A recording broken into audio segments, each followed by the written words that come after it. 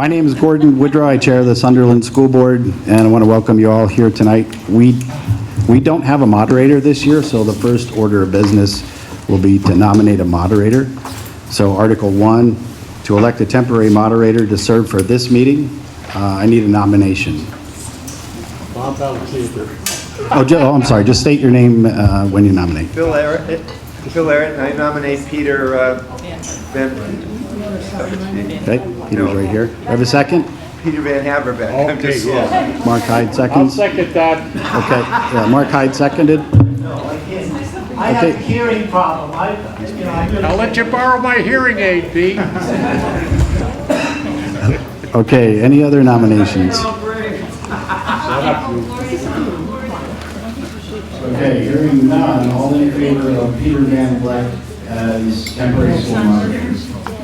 Aye. The ayes have it.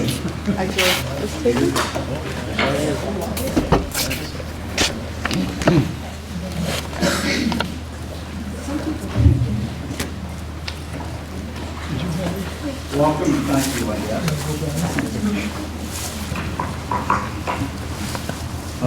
just a couple base rules, so to speak. Speak up, please. I'm sorry, I usually too loud. A couple things to start off with.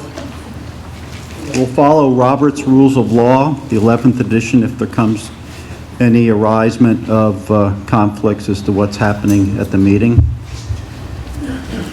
Please address all questions to myself, not to anybody at the dais, whether the school board or the town. When speaking or making a motion or seconding or asking a question, please stand and state your name. Not everybody knows everybody. Please be civil and courteous. I'm sure there will be many different opinions tonight, and we're all a close-knit community, so let's just keep it civil. Are there any non-voters or non-residents of Sunderland here tonight? You may speak if the voters so approve. May I have a motion that the two non-voters be able to speak tonight? Could you stand up, please, and state your name? Your name? Sam Galeota. Thank you.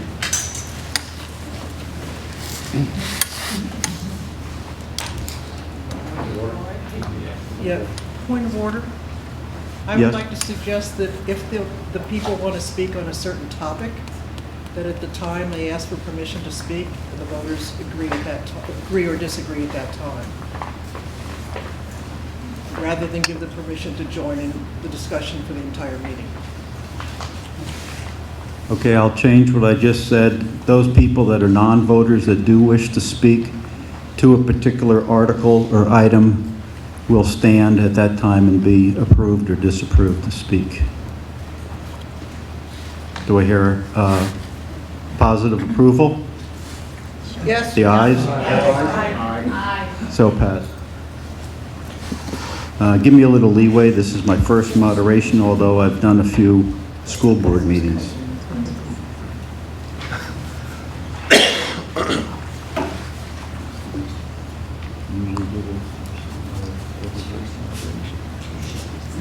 If you'd all stand, Pledge of Allegiance.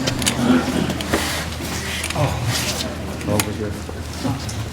I pledge Allegiance to the flag of the United States of America and to the republic for which it stands, one nation, under God, indivisible, with liberty and justice for all.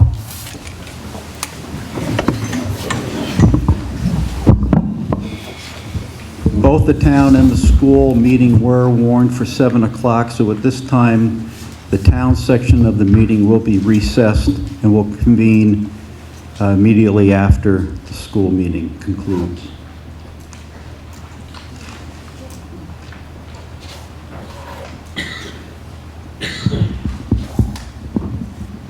The first article to be discussed tonight is, shall the voters authorize the school board to borrow money by issuance of notes not in excess of anticipated revenue for the fiscal year July 1st, 2016 to June 30th, 2017. Do I hear a motion?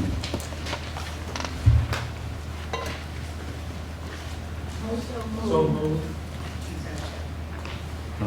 Gloria Gloria Alexander. Alexander. Do I hear a second? Lily Van Haverbeck.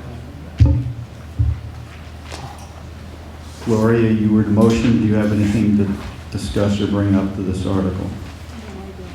Is there any other questions or debate? Not hearing any, I'll bring it to a voice vote. All those in favor say aye. Aye. Those opposed say nay. Motion passed.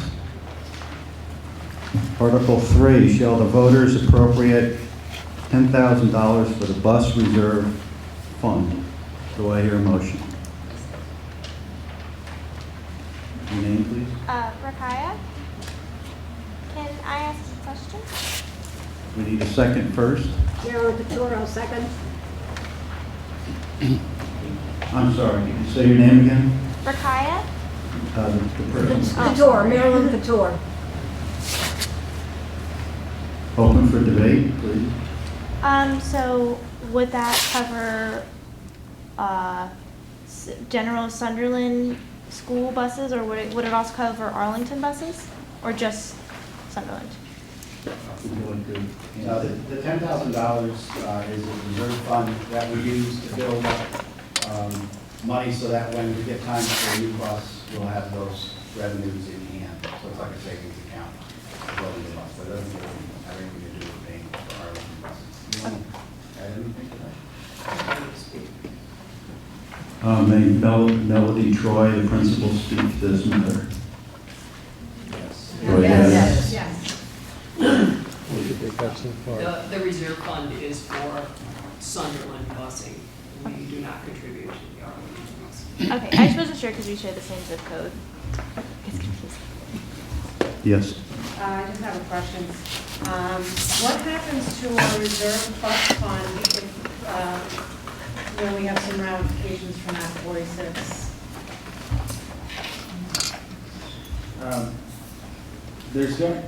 We could get into Act 46 now, I can do a little bit now, and I'm sure there'll be other questions later. But Act 46, for those who don't know, is a new law from 2015 where school districts across the state of Vermont will look at consolidating their districts from mostly single school districts to multi-school districts. So part of the act of doing this is to create partnerships with neighboring school districts and to form a study committee that would then evaluate the pros and cons of working together and forming a new district that would be provide a unified budget. I would also look at consolidating debt across those districts and incomes, so that would all be part of it. So everybody who would be a player right now, the study committee that's been formed and voted on by our board comprises of Sunderland, Danby, Mount Tabor, the mountain towns red, which are all the high mountain towns that comprise of Floodbrook, and of Manchester and Dorset. So all of the resources for all the buses would be consolidated into one big pot, basically. Yes. So it would still stay in the designated school bus reserve fund, right? Just in a bigger pot? No, the entire transportation would be controlled by the new district, so it'd all be one and the same. It would be a consolidation of all your May I ask if the transportation. board use the mic up there, because it's back, it's probably a little harder to Okay. hear. Thank you. I'm sorry, I apologize, but it would be better. Does that answer your question? Yes. No. I don't think it does, because the question, I believe, is if it goes into the Sunderland Bus Reserve, what happens to it if there's a consolidation? Is that what you were trying to find out? Like all reserve accounts, well, the impact aid fund, of course, we'll all be looking at that. But we will have attorneys looking at the impact aid account, which is significant, and trying to find ways to make sure that that's protected here at the Sunderland level, because it is money that's been reserved for the Sunderland taxpayers to offset impact tax fluctuations. The bus reserve count and others will also be looked at, but I don't have an answer as to whether that bus reserve count will be held for Sunderland, because basically when you form a new district, there will be no Sunderland school board. There will be a district board that has multiple schools. So my gut feeling is that transportation-related incomes will be consolidated into one. So Dorset will put their money in the pot, Manchester will put their money in the pot, everybody will put their money in the pot. That's my guess. But all is one, and then it'll become one transportation budget and fund. Yeah. Any other questions to this article? Yes, Bob Alexander, just out of curiosity, how much is in the reserve fund now? And just out of for my own edification, what does a school bus cost? Yeah. Yes. The last bus, we paid $84,000. We had a grant for $40,000 of it. We are looking at needing another one within a very short time. But that's about what they run. And where our roads are really hard on the buses. There was a question in the back. The other question, the other answer is, it's on page 37, and the amount currently is $42,852. Sorry. Sally? If we are not going to need a bus before Act 46 takes place, I would vote no to this article. Why increase the money in the reserve fund if it's going to go to buy buses for some of the other towns? Possibility of buying buses for other Well, towns. we may need a bus, and then we can talk about this, but our bus is failing. You know, it's got multiple maintenance issues, and the cost of maintaining it is now exceeding the cost of what it's worth. So we're looking at a combination of selling this one and replacing it with a new one. Act 46 will probably not kick in with the new district of 2017, so we're 2 years away. And I don't really think we want to push off a bus that's not performing to the best of its abilities. I agree with that. Yes. I would just like to add that for Sunderland students that currently, so my brother needs to take the bus, but there is no bus to the local high school available for him, and so he can't attend high school. He has to be homeschooled because we don't have other transportation means. So I think that it's really important that if we enact this new act that pulls everybody's money together, that we don't think of ourselves as an isolated Sunderland, but as a part of a whole of Southern Vermont. And, it does benefit us in the end. Yes. We do have Arlington buses that come to pick up our Sunderland children. We do have a route that comes through to do that. So you may want to check into that for the time being. Your opinion is certainly valued for the future. But as of right now, there is a bus route that comes around and picks up our Sunderland children. Yeah, long trip. For Arlington School, if you're talking about getting them to Arlington. Yes, ma'am. Denise Conte.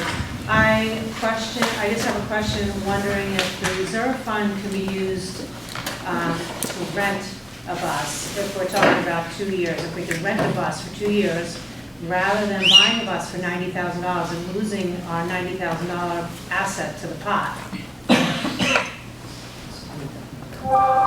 Yeah, we can look into that. I think that's valuable. Yeah. Yeah, we're going to look at every option that's cost effective, and that's a great one. Thanks for this one. Any other questions? We'll put it to vote. Those in favor, shall the voters appropriate $10,000 for the bus reserve fund? Those for, aye. Aye. Those opposed? Motion passed. Article 4, shall the voters appropriate $5,000 for the technology reserve fund? Do I have a motion? Bill Barrett. Do I have a second? I'll second. Jeremy Crum. Any questions regarding this article? Could you just explain a little bit about what that's for? Yep, the technology reserve fund we put in every year about $5,000. There was, a few years ago, we put a bit more in to help update our technology infrastructure. We now have Chromebooks for all the upper grade students and tablets for the lower grades, and we're maintaining those. So this $5,000 reserve fund is just really earmarked for maintenance of the technology program. I will say, regarding the technology program and the BRSU, you'll see in the budget, if you go to the BRSU budget area, a big expense for the BRSU has been to consolidate the technology program across the whole BRSU. So in years past, we really have had no direct technical support or programming support for the technology program with teachers, and now that's going to change as of this year. So it's a big plus for Sunderland School. Any other questions to this article? If there are any more questions, those for? Aye. Those against? Motion passed. Article 5, to discuss the budget to be voted upon the Australian ballot. Article 8.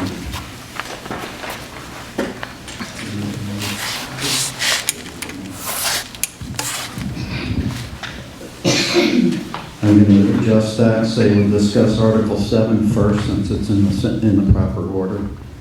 Shall the voters approve payment of the announced tuition rate of Burton Academy in the amount of $16,250 for the 2016-2017 school year for those pupils in grades 9 through 12 who are residents of the town of Sunderland and who attend Burton Academy or Long Trail School? Do I hear a motion to bring it to floor? I can't, that's an Australian ballot article. We've already opened the floor to discussion of those two articles, 7 and 8. Okay, any discussion on it? To be voted Tuesday. Be voted tomorrow. Sally? I'm going to bring up the dreaded impact aid subject. We've been hearing since sometime last fall that you're looking into what can be done about it for kids in Sunderland. I've just recently learned that it's controlled by a federal law. That's right. It stays with the district, which sounds to me like it can't go, it has to go to the new district. I haven't heard that, but I do know it's a federal law, and that's the superintendent has our attorney looking at that specific issue because it is federal funds, and I've not gotten word back yet on that.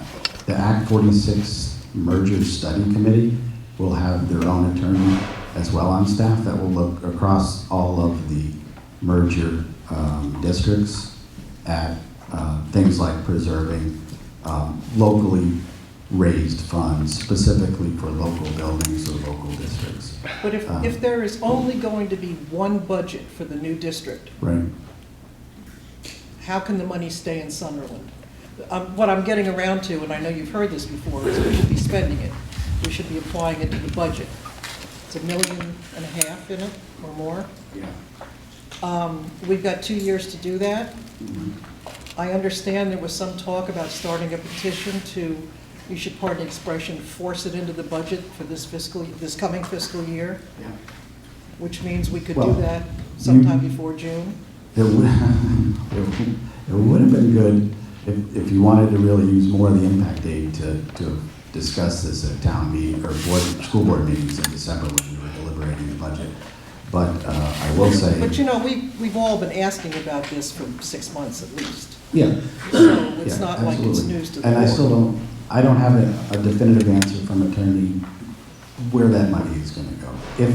If you decide you want to spend more of that impact aid on this school budget, then you would need to vote this budget down, and then have a group of people come to the board with suggestions of using more impact aid. I mean, right now, you can see in the budget summary where if you look at the tax rates, that is on page, somebody find it out.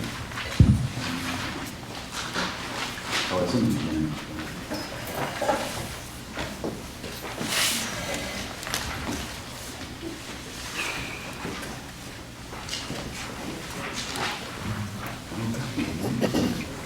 Page 32, the tax rate.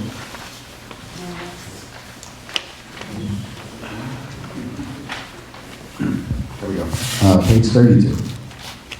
On Sunderland homestead education tax rate calculations, and then there's the non-residential rate.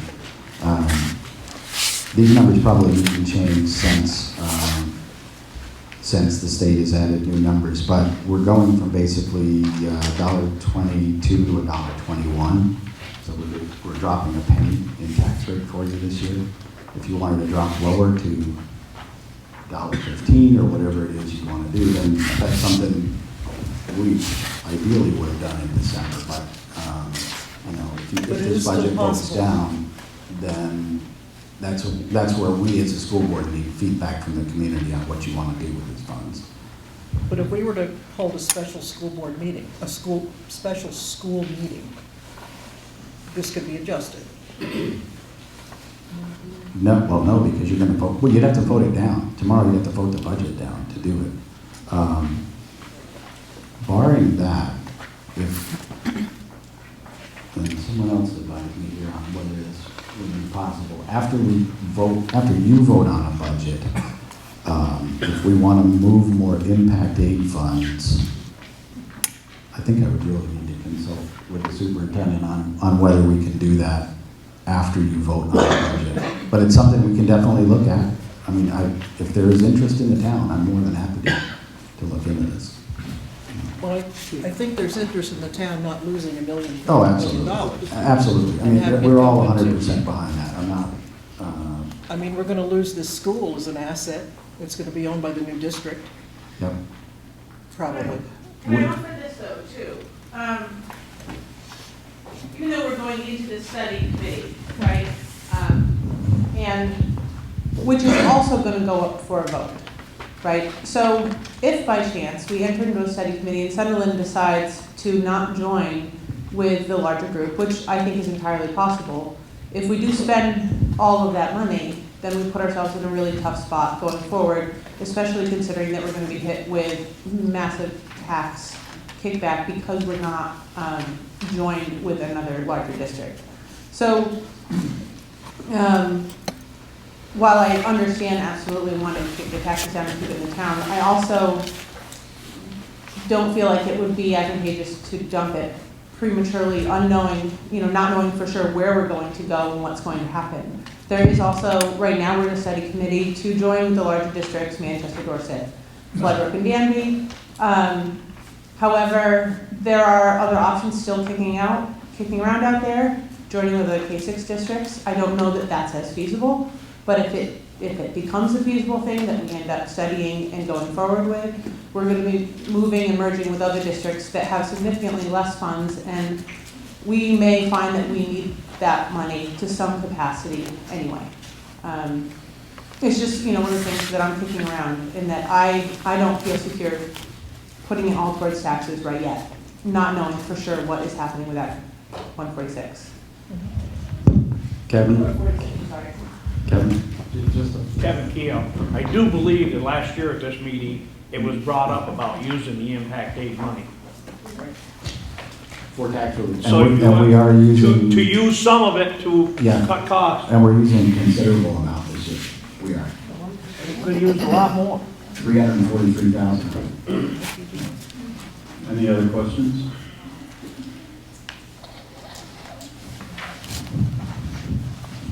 If so approved, I won't read all of Article 8, but it's basically, shall the voters of the school district approve the school board to expend $2,763,253 which is the amount the school board has determined to be necessary for the ensuing fiscal year. Any other discussions on the budgets? There being none, we'll go to Article 9. Sorry. Oh, I'm sorry. Nancy Wolf, I don't know if it's appropriate to question line items or not.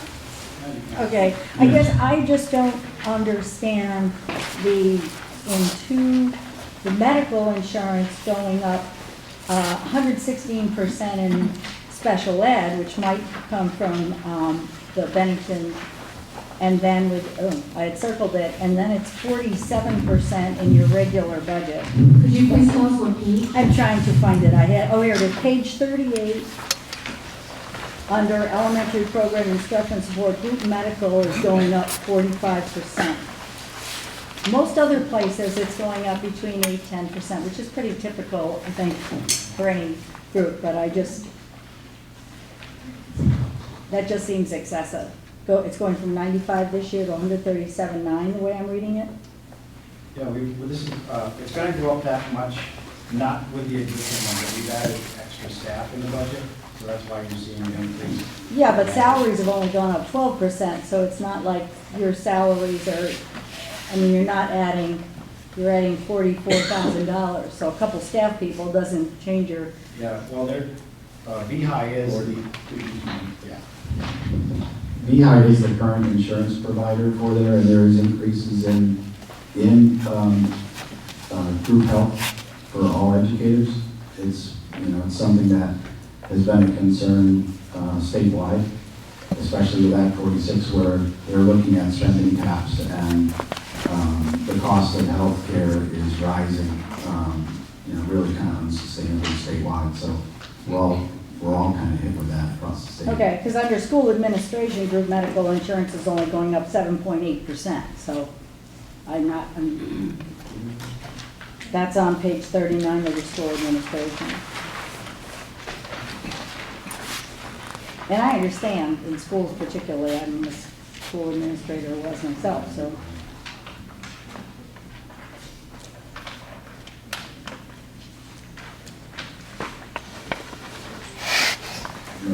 You're looking at school administration, right? Right. Where you've got group medical insurance at 37.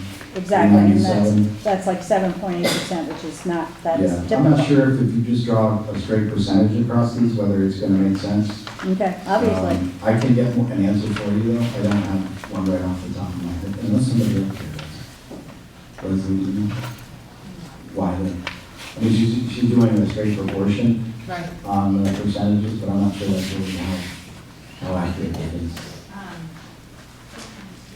family plan could cost Yeah. $28,000, $30,000 a year for a family plan. Yes. Hi, Dan Your name, Riley. please. Dan Riley. I think that when you look at it, if you have salaries, the salary goes up, it's more going to be a proportion of how many people are hired, not the increase of the salary, not the percentage of the salary. So if, say, they gave somebody a raise, it might not affect the insurance, but if they hire, say, 2 people, they're going to have to cover for both of those people. So it has more to do with how many people are hired. If it looks like most. Somewhat, most okay, insurance that's plans- okay. And the type of plan as well. It could be that's a choosing guess, single but I'm plan assuming versus that a that's family the plan. guess. And so we just have to, based on last year's stats of what we expect teachers to do, we'll base a budget on that as well. Any other questions on the budget? And keep in mind that this is the budget that's written, the actual cost of what teachers will choose over the year and what we'll spend would be reflected in the real expense, not over budgeting.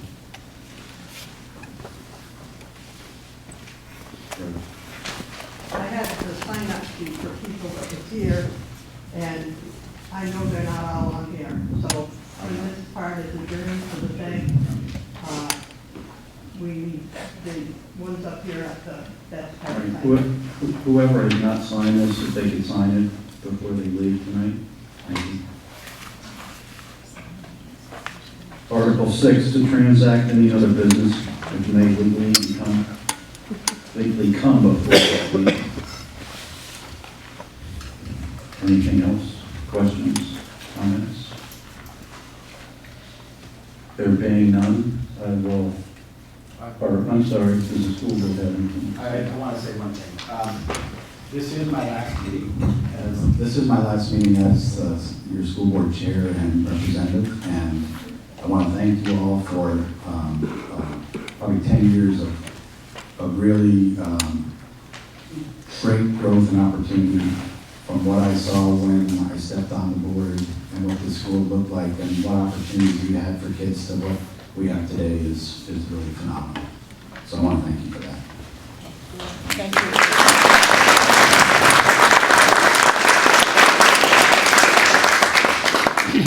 There being no other discussion, I'll adjourn the school board meeting at, what's the glare, I can't see it. 7:32. Thank you.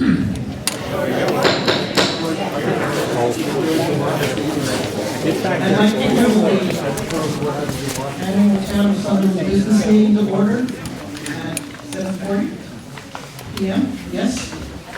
Okay. For those of you who don't know who I am, my name is Sally Airy, and I will be the moderator for the town meeting tonight. To my left, I have Rose Keogh, town clerk and treasurer. Rick Timmerman, select board, and the rest of those guys sitting up there are your select board. Rick Timmerman, John French, Mark Hyde, chair, Steve Bendix, and John Williams. The meeting will be conducted according to Robert Rules of Order and Vermont law, as Peter read them to you earlier for the first meeting. And if something comes up that he didn't mention, I'll remind you as we go along. The most important thing is that you have to be a registered voter in order to speak and vote. So, are there any procedural questions before we get started? No? Okay. That means you know all the rules. That's really good. There'll be a test. Okay. I would like to, before we start though, I'd like to read something that I've kind of tried to make a tradition in the meetings over the last few years. It's an invocation that's been given to the town of Danville, Vermont for many years. We are gathered together in civil assembly. We gather as a community in the oldest sense of the word. We gather to come together and try to make decisions about what is right and about what is wrong. Let us advocate for our position, but not at the expense of others. Let us remember that there is an immense gap between saying, I am right, and saying, I believe I'm right. And that our neighbors with whom we disagree are good people with hopes and dreams as true and as high as ours. And let us always remember that in the end, caring for each other in this community is of far greater importance than any differences we may have. Before we begin, Mark would like to make a few brief remarks, and then we'll get going with the warning. Hi. I just wanted to remind everyone that we are going to have a town-wide reassessment this year. The state of Vermont's decreed that we will need to reassess all our properties by April 1st of 2017. And this is going to entail our listers coming to your property by appointment and updating all of the information based on the current state of your property and dwellings. And they will also need access to the inside of your property to do this. Our current listers are Peter Van Vleck and John Sturmer. So expect to hear from them in the coming year. If you have any questions, you can always contact the select board as well. Any questions? Okay. The warning begins on page 5 of the town report. We are here tonight to address Articles 1 through 19, and the rest will be voted on tomorrow by us during the ballot. If there's no objection, I'll dispense with the reading of the warning and move directly to Article 1. As we move through the articles, I'm going to indicate to you which articles are new on the warning this year, and which, if there are different amounts of money from the previous years, I'll indicate that to you also. For the articles that are new to the warning, the select board will have some comments to make. I'm also asking your assistance, as I did last year, to help me read them. And so I have already spoken to a couple of the board members about reading some articles, and I'm going to ask James Airy, who is sitting in the back trying to hide, if he will put the first article on the floor as a motion. Article 1, shall the voters authorize the payment of its personal and property taxes to the town treasurer in equal installments, with the payments to be in the hands of the treasurer by October 15th and April 15th. Is there a second? Second. Peter Van Vliet. Any discussion? Okay, all those in favor of approving Article 1 as read, please say aye. Aye. Opposed? Okay. The next three articles, 2, 3, and 4, have to do with the Equipment Reserve Fund, the Highway Equipment Reserve Fund. And Article 2 is the same as previous years. Articles 3 and 4 are new articles this year. I'm asking Rick Timmerman, or actually he told me, that he would be speaking about giving you an overview of why these three articles are on the warning this year. So I'll let him do that, and then we'll put each one on the floor and discuss them individually. You need me to read them first, or? No, All just, right, just do your overview. Basically, what we're trying to do, Article number 2 is our $50,000 Equipment Reserve Fund. Realistically, we have been spending this fund every year to pay off some lease payments for equipment that we have been leasing. So the town has been approving it, and it's being spent basically every year. I think the goal that we're trying to accomplish here is to pay off our leased equipment.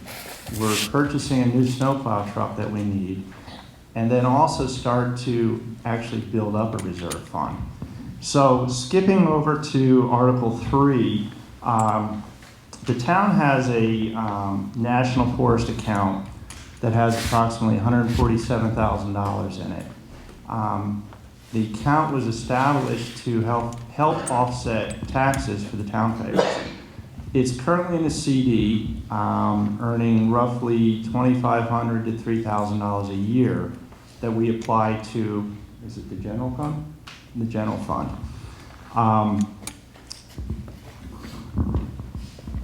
With the purchase of our new truck, we have a couple options. We can go down the road that we've been going down and lease it for 4 or 5 years and hope the town will approve $50,000. Or what we're asking in this article number 3 is to actually use $85,000 out of the National Forest account and just pay for our truck. It will still leave money in there for the town to earn interest on. And then tying into all this to help build up our reserve fund is, we budget X amount every year for salt, maintenance, and everything else. Some years we come very close to spending it all. Other years we may have a little bit of surplus. What we're asking for is, if there is a surplus, that we take that surplus and, rather than giving it back to the taxpayers, is to apply it to the reserve fund. This isn't something that's going to help us this year or next year. We really need to start thinking about 3, 4, 5 years down the road when we need our next big piece of equipment, the next snowplow truck. That way we will have money available rather than doing the leasing. Technically, if we don't approve the $50,000 every year for the Equipment Reserve Fund, we're going to lose some equipment. It's not the smartest way for a town to actually be, handling our money with our equipment. So, any questions? Yeah, I have a question. I can't stand, I'm sorry, but at present time, we have equipment that we're leasing, correct? Yes. Who does the maintenance on those? And if we were to pay off equipment, what facility do we have down at the town building to maintain them, like grease jobs, oil changes, and all the necessary things that those vehicles need? We currently are maintaining equipment, daily maintenance. If there are repairs that are above our capability, we have outside sources. But whether we lease it or not, if it's under warranty, obviously it's under warranty, but once it's out of warranty, we're responsible for that. So really what my goal is if we have a reserve or funds left this year, is I'd really like to try to prepay the lease payments and put that behind us. Then we'll own our equipment, and then we can start moving forward to actually building up a reserve for future purchases. Jeremy? So which equipment currently is on the lease? Approximately how much still, or how long is the lease and the payments and things like that? As far as, how many years out do you have before it would be naturally at its end? Rose may need to help me on this, but we originally leased the grader and the boom mower, and we have paid off that lease. No, not the mower.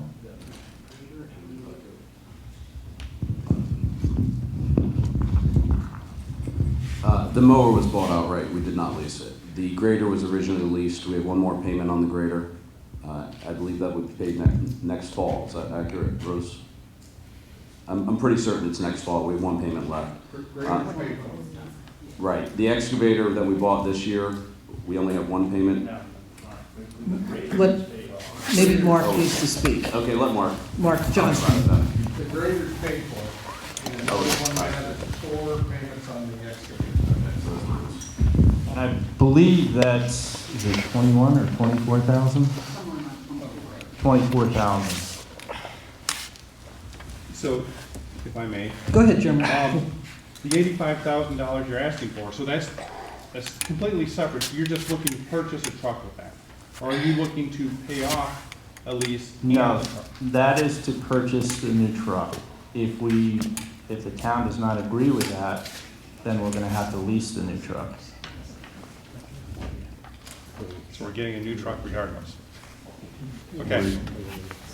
Yeah. All right, any other questions before we put each article to a vote? Okay, Rick, would you read Article 2, please? So the voters approved the sum of $50,000 to be added to the Equipment Reserve Fund. Is there a second to that motion? I'll second. Colleen? Any further discussion? All those in favor of approving Article 2 as read, please say aye. Aye. Opposed? Article 2 has been approved. Rick, Article 3? So the voters approved the transfer of $85,000 from the National Forest account to the Highway Equipment Reserve Fund. May I have a second? Or is there a second? Peter? No, I'm sorry, Phil Eric. Yeah. Sorry, Phil. No problem. Any further discussion on Article 3 about the transfer of from the National Forest Funds? Okay, would all those in favor of approving Article 3 say aye? Aye. Opposed? The ayes have it. Article 3 has been approved. Article 4, Rick? Shall the voters transfer any highway fund surplus on June 30th, 2016 to the Highway Equipment Reserve Fund? May I have a second? Sally Stone. Any further discussion on that article? Will all those in favor of approving Article 4 as read, please say aye. Aye. Opposed? Article 4 has been approved. I see Representative Steve Berry hiding in the back. What? Oh, Mark Johnson is happy. Okay, you've made Mark happy. And I see Cynthia has just arrived. If they intend to speak, I would like to recess the meeting for a few minutes to allow them to address us. Steve, do you want to? You were here first.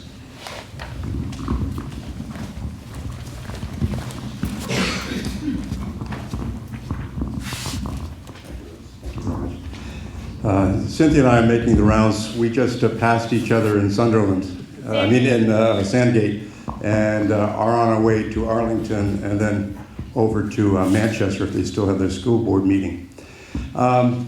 Thanks very much for letting me just stop by for a few moments. I serve on the House Human Services Committee, and we have guiding principles by which we do our business, which has to do a great deal with the needs of Vermonters. And I'd like to just read those to you so that you know what the focus is for me when I go in every day to the State House. Ensuring that vulnerable Vermonters are safe and protected. Ensuring structures are in place to assist Vermonters in moving out of poverty. Ensuring that problems that can lead to even greater costs to the state are addressed and prevented, ensuring that all Vermonters have access to services and supports that will help enable them to attain the highest level of independence and realize their potential. So that's what I focus on when I go to the State House. And we sit in committee. We have 11 members. We have Democrats and Republicans and a progressive. And most of what we pass out of committee gets passed out 11-0. We vet the time that we have there very carefully. We listen to all sides of any issue that we have. Some of the issues that we're dealing with right now are, and I have this for you, a town meeting report, but H-112, which is an act relating to access to financial records and adult protective services. This act seeks to protect seniors from fraud and elder abuse. We have H-171, an act relating to restrictions on the use of electronic cigarettes. This act seeks to treat e-cigarettes as we treat tobacco products and seeks to strengthen the Vermont no smoking norm. H-730, an act relating to Medicaid rates for home and community-based services and home-delivered meals, your Meal on Wheels. H-622 was just passed through, an act relating to obligations for reporting child abuse and neglect and cooperating in investigations of child abuse and neglect. The language that was put in there strengthens this bill. H-74, an act relating to safety protocols for social and mental health workers. That's coming on the heels of the social worker who was murdered coming out of her workplace this past summer. And S-20, an act relating to establishing and regulating dental therapists. And that is something that we're vetting right now. We're listening to persons who are in the dental field and also professors, people who are involved with dental health. So those are some of the things that we're doing. Personally, I'm focusing quite a bit of time. And interestingly, last year at this time when I came here, I spoke with a veteran. And the veteran said, well, what are you going to do about our vets home? And what are you going to do about our veterans? Because we have some real needs there.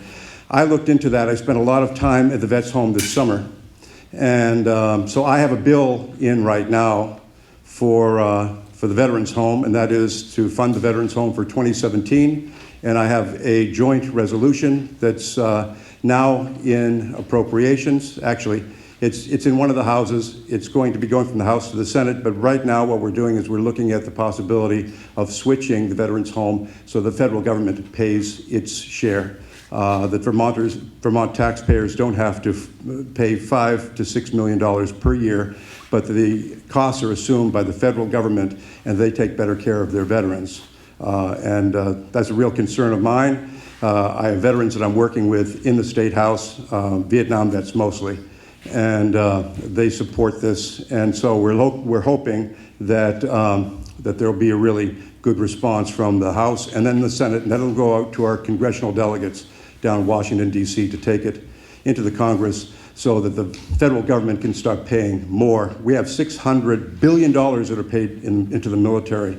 And so $5 million or $6 million to support our veterans and keeping our veterans home active and open here in Vermont is, I think, extremely important, and that's what I'm working for.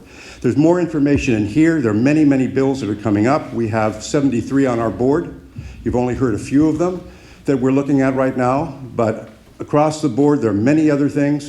Cynthia is going to be sharing with you some of the good work that she's doing, and which I support in terms of broadband, in terms of making accessible businesses and all of that. I have some information here. I don't want to take too much more of your time, but also the address is here, how to reach me. My home telephone number is here. There is a fact sheet that I'm leaving and also my town meeting report. So you have that. You can take a look at it. Call me whenever you want.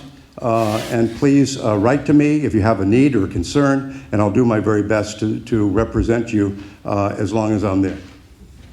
Okay. Just take this. That's the...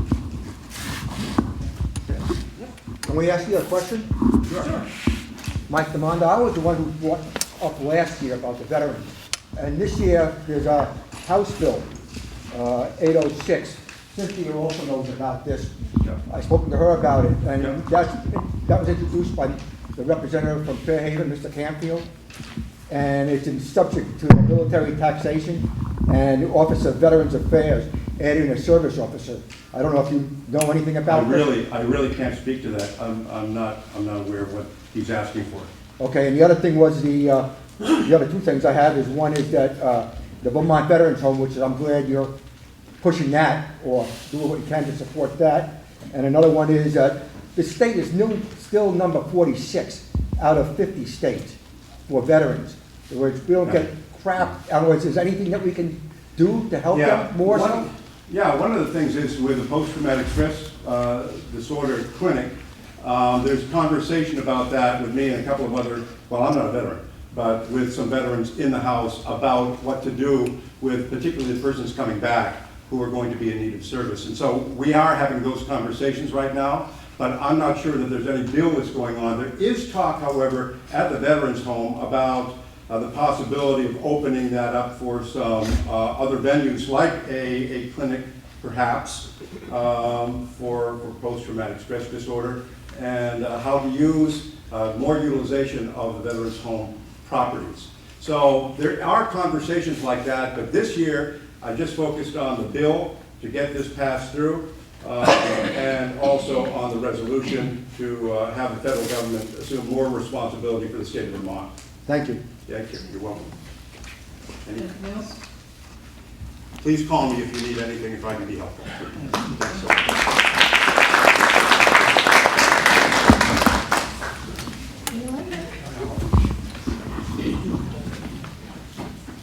I don't know whether you need this or not. I won't be too close to it. Okay, thank you for allowing me to speak, and thank you to Representative Berry for coming. I think he and I work very well together on issues that concern our towns. I also have left a handout that Rose Keogh will have for you in the town office. I just want to mention a couple of things. One has to do with the ongoing process of of healthcare reform in Vermont. And where we are now is we have the Vermont Health Connect website, which still doesn't work properly, but more people are covered, which is good. We're trying to figure out how to fix the website so it works better. And fortunately, partly due to my efforts, we now have an independent information technology expert at the disposal of the legislature, so we're not dependent on what the administration tells us about how the website's working. And this is really, really important because they have a history of unfulfilled promises on that. Unfortunately, I was part of a committee that recommended that we do that 2 years ago, in which case all the problems we've had might not have occurred. But nevertheless, we got that expertise now. So we continue to work to be sure that more Vermonters are covered and that they can get the coverage they need without so many hassles with the website or with the operators. But there is something else that's being discussed that you may have heard of. Has anybody heard of something called an all-payer waiver? Has anybody heard about that? Nobody's heard about it? All right, well then I won't. No, I'm going to tell you about it anyway. An all-payer waiver is a waiver you get from the federal government, and it allows you to manage the flow of money into federal healthcare programs differently. Now, you know, Medicaid, which is for low-income people, is a federal program that has federal and state money in it, and the state already has some control of that. Medicare, have y'all heard of Medicare? Yes, okay. Medicare is a federal program, and the state has no role in administering it. Now, what happens with the all-payer waiver is the state still doesn't control Medicare. Medicare will continue, and you don't have to worry about that. But the state would get some degree of control of what rates are paid for certain procedures. They would get some degree of control of the flow of money, federal money coming into the state to pay for Medicare procedures. Now, again, they're not, your Medicare is going to be there. Don't get concerned about that. But I have a concern because the other thing that's happening is something that's called an accountable care organization. Some of you may have heard about that. You may have heard of OneCare or something like that.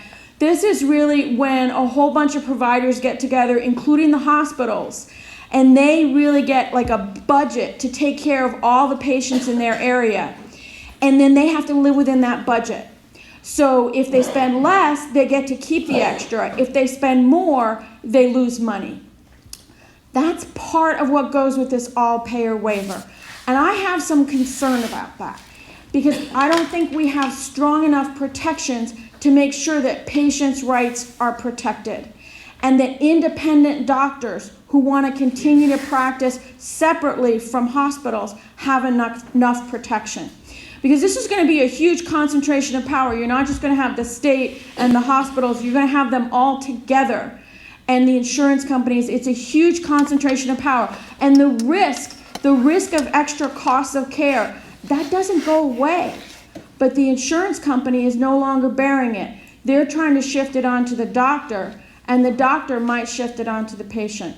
So we have to be very, very careful about this process of health reform and make sure that Vermonters' rights are protected and that our rights and our right to health care are put above any kind of ideological agenda about health reform. So if anybody tells you, oh, you're going to lose your Medicare, you're not. But there is something to be careful about in terms of this all-payer waiver and in terms of whether these accountable care organizations start to function the way those health maintenance organizations did back in the 80s and 90s, which didn't work so well. So that's one thing to pay attention to. In terms of Act 46, I know you've already had your school meeting, I believe, and perhaps you discussed that at that time. I just want to tell you that I voted against Act 46. I think we have significant problems in the state in terms of controlling costs and consolidation, but I don't think mandated consolidation and mandated caps are the way to go. One reason why I don't think that's the solution is that it's my conclusion that the state has been systematically shifting its policy priorities and its costs into the ed fund. Remember, education is paid for in a special way. You set the budget, and then you set the tax rate. For the state budget, they have certain tax rates for sales and income, and then whatever tax revenue comes in, and it can go up and down, they're supposed to live within that tax revenue. So that's harder. So if they can put some of their policy priorities in the education fund, it gets covered automatically with an increase in the property tax rate. I believe that some 25 cents of the current property tax rate, which is about, I think the base rate is about $1. I don't know what Sunderland's rate is, might be $1.25 or something, but it's $1, the base rate. 25 cents is due to the state abusing the education fund. So here the state is saying to the schools, you have to control your costs. You're not controlling your costs. And it's actually the state that has had a significant role in driving up the property tax rate. So I'm continuing to work on that. In terms of the Act 46 process, I think everybody should consider the mergers. If it makes educational and financial sense to merge in any way, you should merge. But you shouldn't do it, you shouldn't make an irreversible permanent change in governance just to get the short-term property tax reductions, because those are just for a couple of years. In addition, suppose a district up in Orange County or Washington County merges and they get those property tax reductions. Who's paying for those property tax reductions? You are. The state didn't put any more money into the ed fund. This is just another example of how a policy priority of the state is that the district should consolidate and merge. But instead of putting its own money into the pot to pay to give the incentives, they're trying to bribe us to do it with our own money. And that's the way I see the state as operating. And I'm sorry to have to tell you that, but that's what I see. So I would be very careful about making any changes that you wouldn't have made anyway. In addition, I would warn you to be very careful about any articles of confederation in terms of how the management of the school budgets go, who can vote to close a school. And I would also ask you to be very careful about the question of debt and reserves, because one of the things that we're hearing now is that the state is noticing that schools are balancing their budgets using some reserves, and the state is all of a sudden say, we didn't know you had any reserves, and you can just hear the next thing is going to be, we want that money. They have mismanaged their own budget, and now they want more property tax dollars. What I see in Montpelier is that everything is done based on politics. Now, I know that politics is the way we make decisions and we argue and we vote and we make decisions about power and policies. But suppose you're trying to build a plane. In Montpelier, they would not build the plane based on the laws of physics. They would build a plane based on the laws of politics. Would the plane fly? No. So instead of building their budgets based on the laws of economics and common sense, they build them based on politics and wishful thinking, and that's why they don't work. And I'm sorry to have to tell you that I've been there for almost 10 years and I haven't fixed it yet. But believe me, I'm in there pitching, and this apparently is now my life's project to bring economic common sense to Montpelier, and don't hold your breath.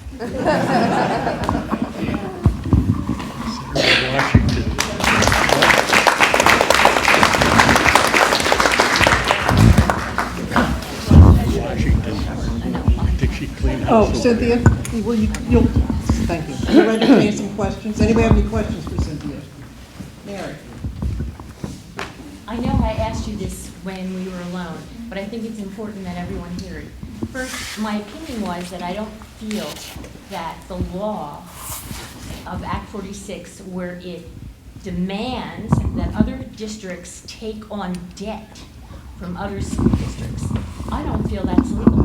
I don't think the state has a right to tell school districts that they have to assume another school district's debt through a merger.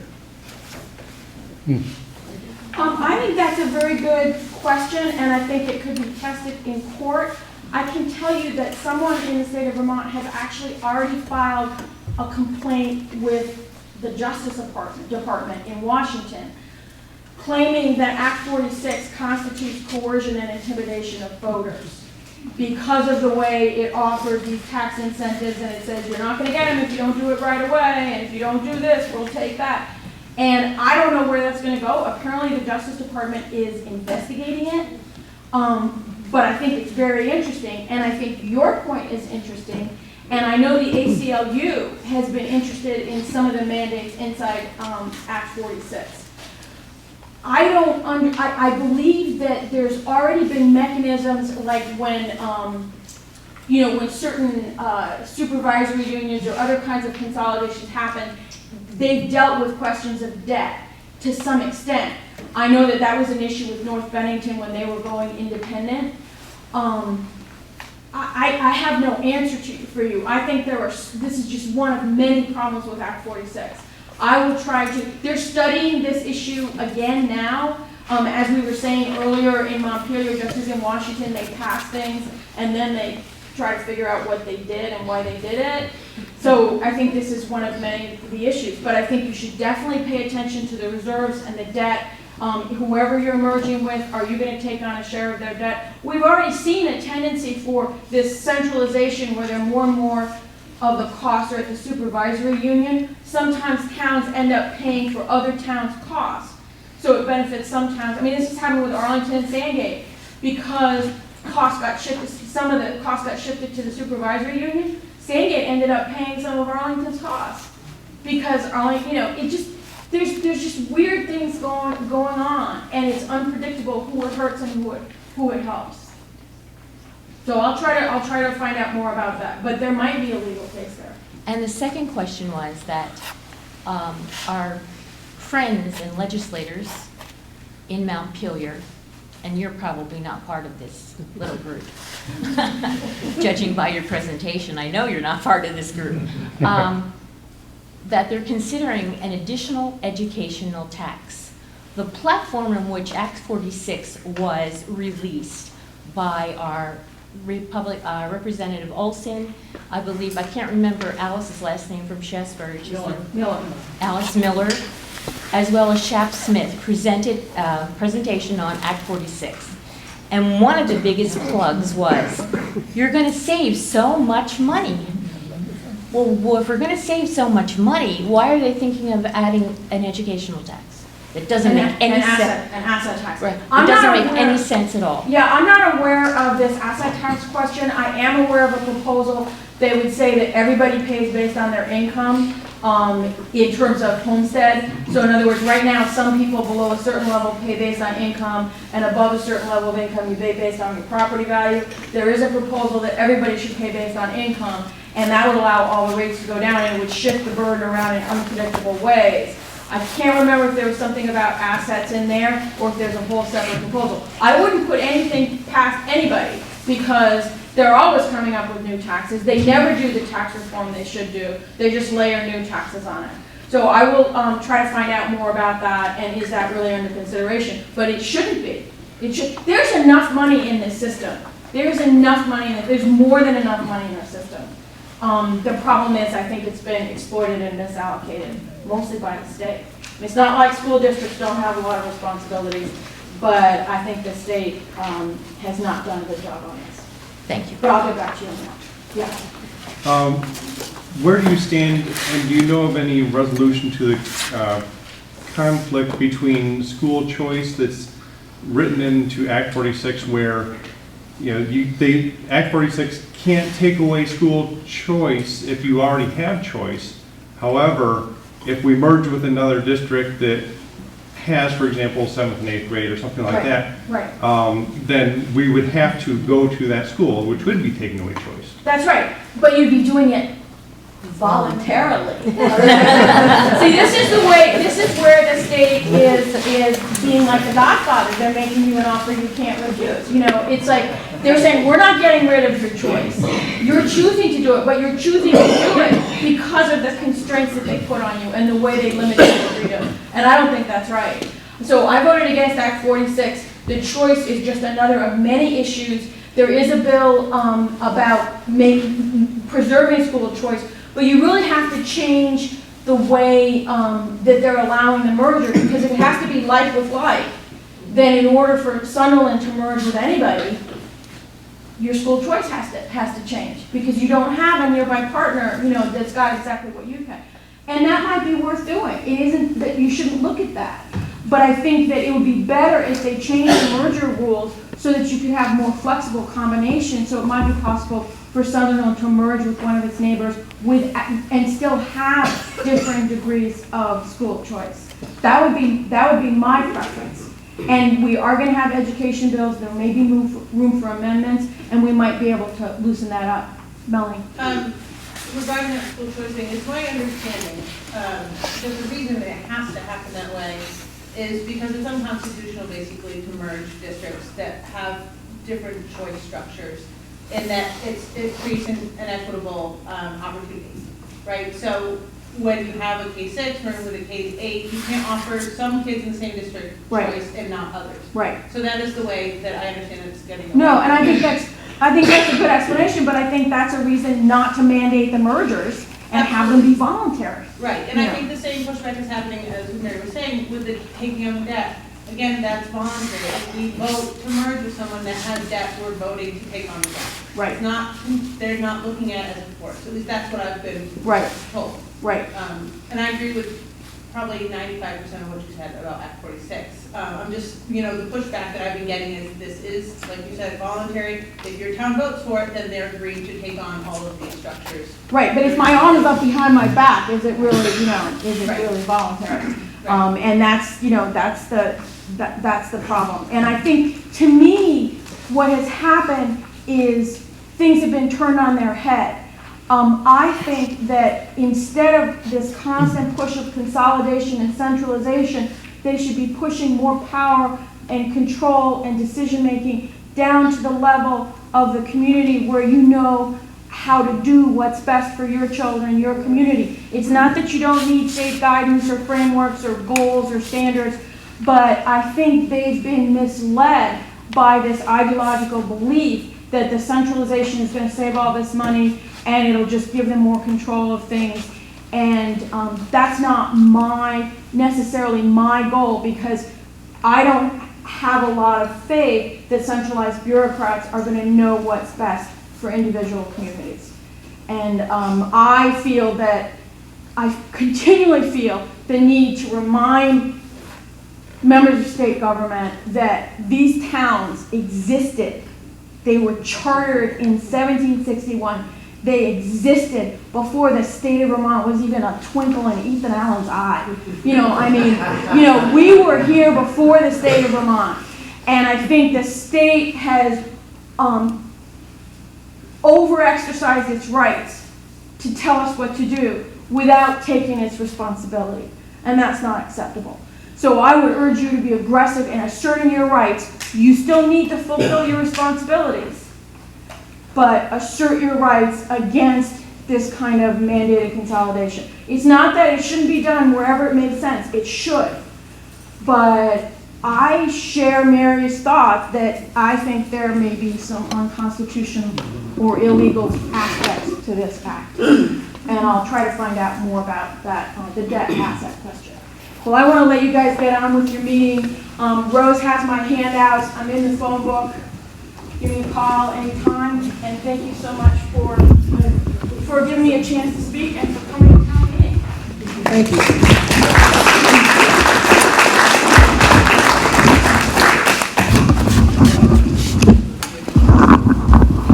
I need the microphone. Because it seems to me that this is just making a lot of noise, but if I do, I do. Okay. Okay, we are out of recess and back in session.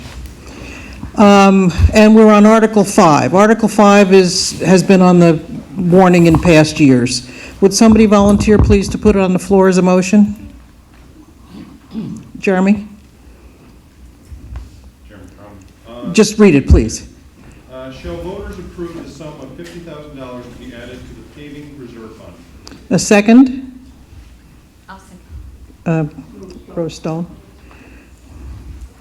Any discussion? Bob Alexander? Just out of curiosity, what's on tap for the future? As far as paving goes? Mark, would you like to answer? Mark Johnston? We were talking about applying for another grant to try to do from the Manchester line south as far as we could with the grant, but we just got one last year, so likely we wouldn't get it. We got where were we thinking on our own? South Road would be our own money, that we can't get grant money for that. So if we, we'll apply for the grants anyways, and if we don't get it, we're hoping to do an overlay on South Road. Jeremy? Is there any hope that the rest of North Road will be paved at a future date? Mark?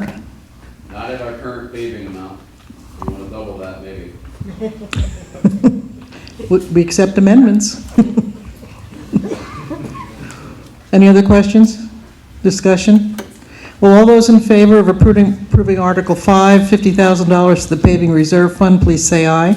Aye. Opposed? Okay, Article 5 is passed. Would somebody please put Article 6 as a motion for me, please? Don't be shy. Come on. Marilyn? Article 6, shall the voters approve the sum of $15,000 to be added to the Road Projects Reserve Fund? Is there a second? I'll second it. Carl Graves, second. Any discussion? Jeremy? Just wondering, what's the fund balance right now?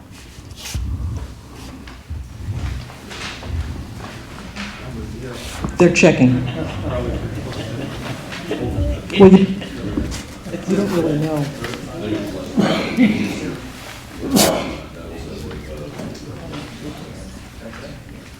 You don't really know what the current balance It's is. a couple thousand, right? Yeah. Or is it less than that? Usually 5,000 a year we're going to cutting dead trees, and then the rest kind of gets split up into other things.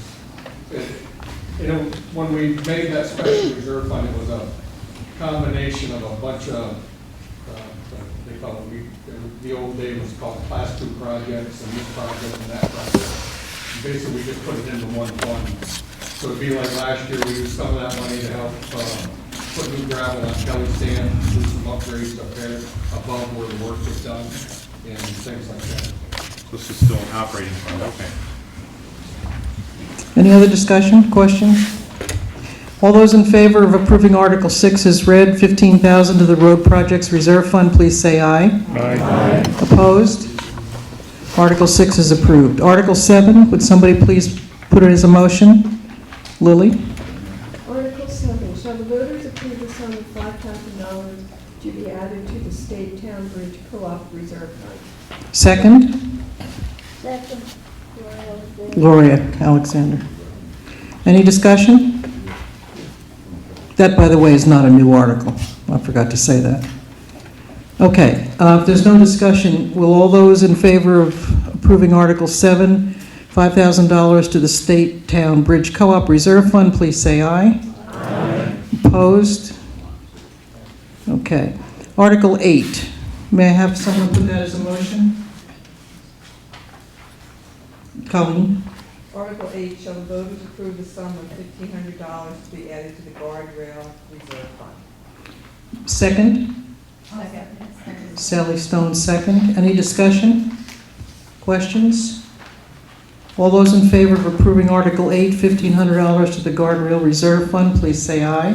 Aye. Opposed? Okay. Article 9 is a new article. Is there someone on the Select Board who would like to speak to that before we put it on the floor as a motion?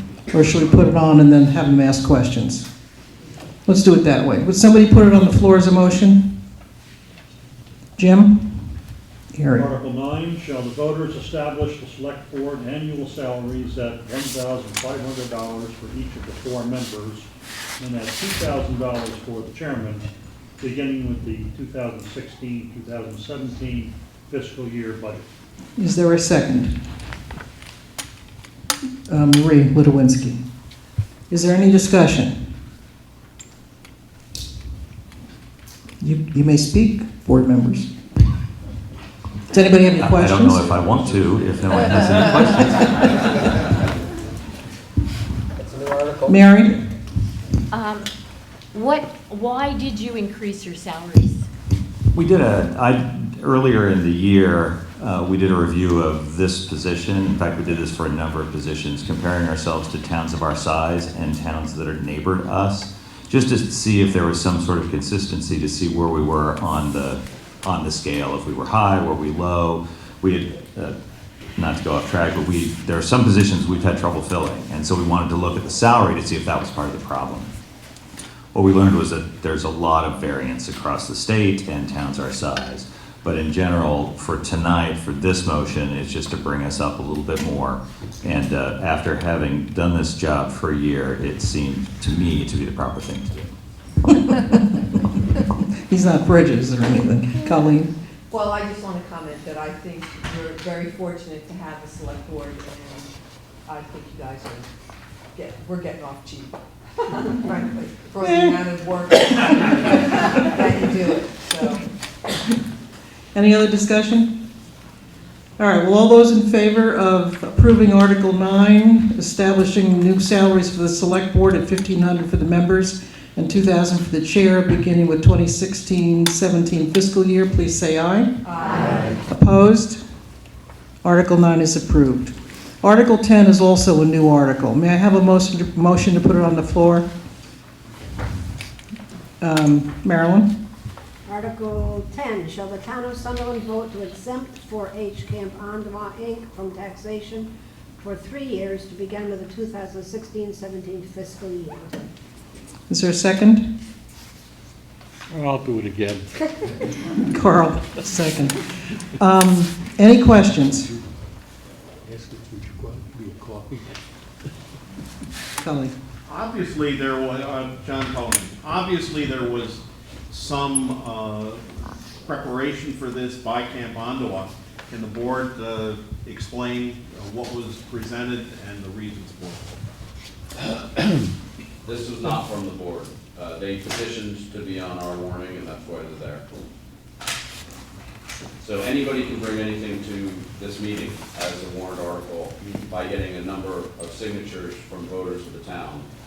And if they get enough, there on the article. So a number of these, John will talk to it later, but a number of these articles are from people bringing things to the meeting based on following the rules, getting the signatures, and getting on the warning. When they present this to you, is there any question and answer from the board with the organization? Again, it does not come to the select board, it comes to the town clerk. Oh, So okay. Rose, can you talk to it?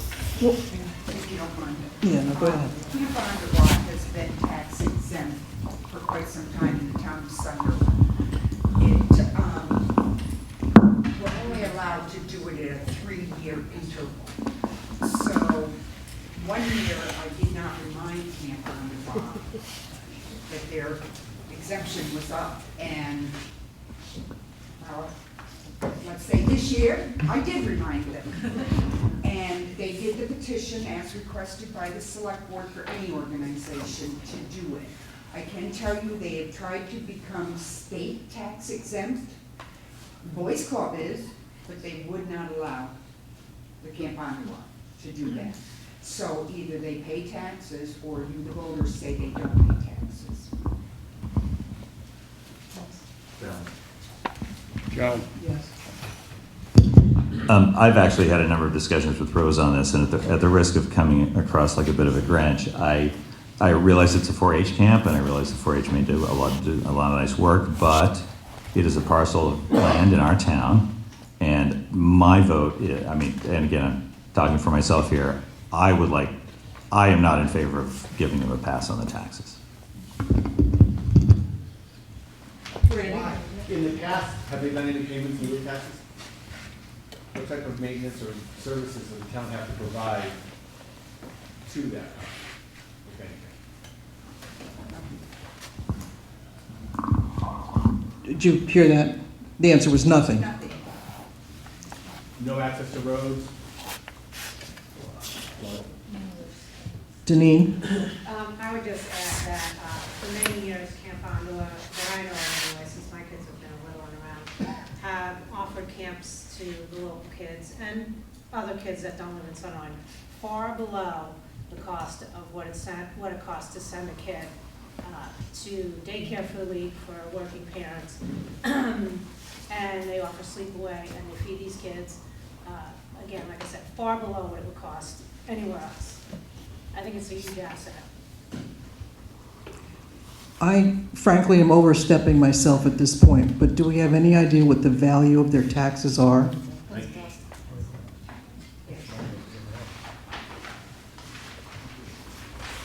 I just did the moderator no-do, and I apologize.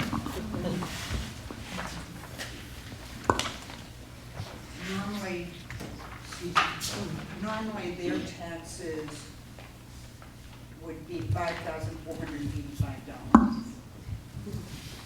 An average. Any other questions, Jim? I gather that there's no representative from 4-H Ottawa here to be an advocate? Okay. Is there anything in the report, in the town report? Nothing, okay. John? I can presume by looking at 4-H Camp Ottawa Inc., it's not a nonprofit, right? Or they would label themselves as such? Right. Oh, that's true. Yes, they would. It can be an A, can be a 501c3. It could be a Are they a 501c3. 501c3? That's key.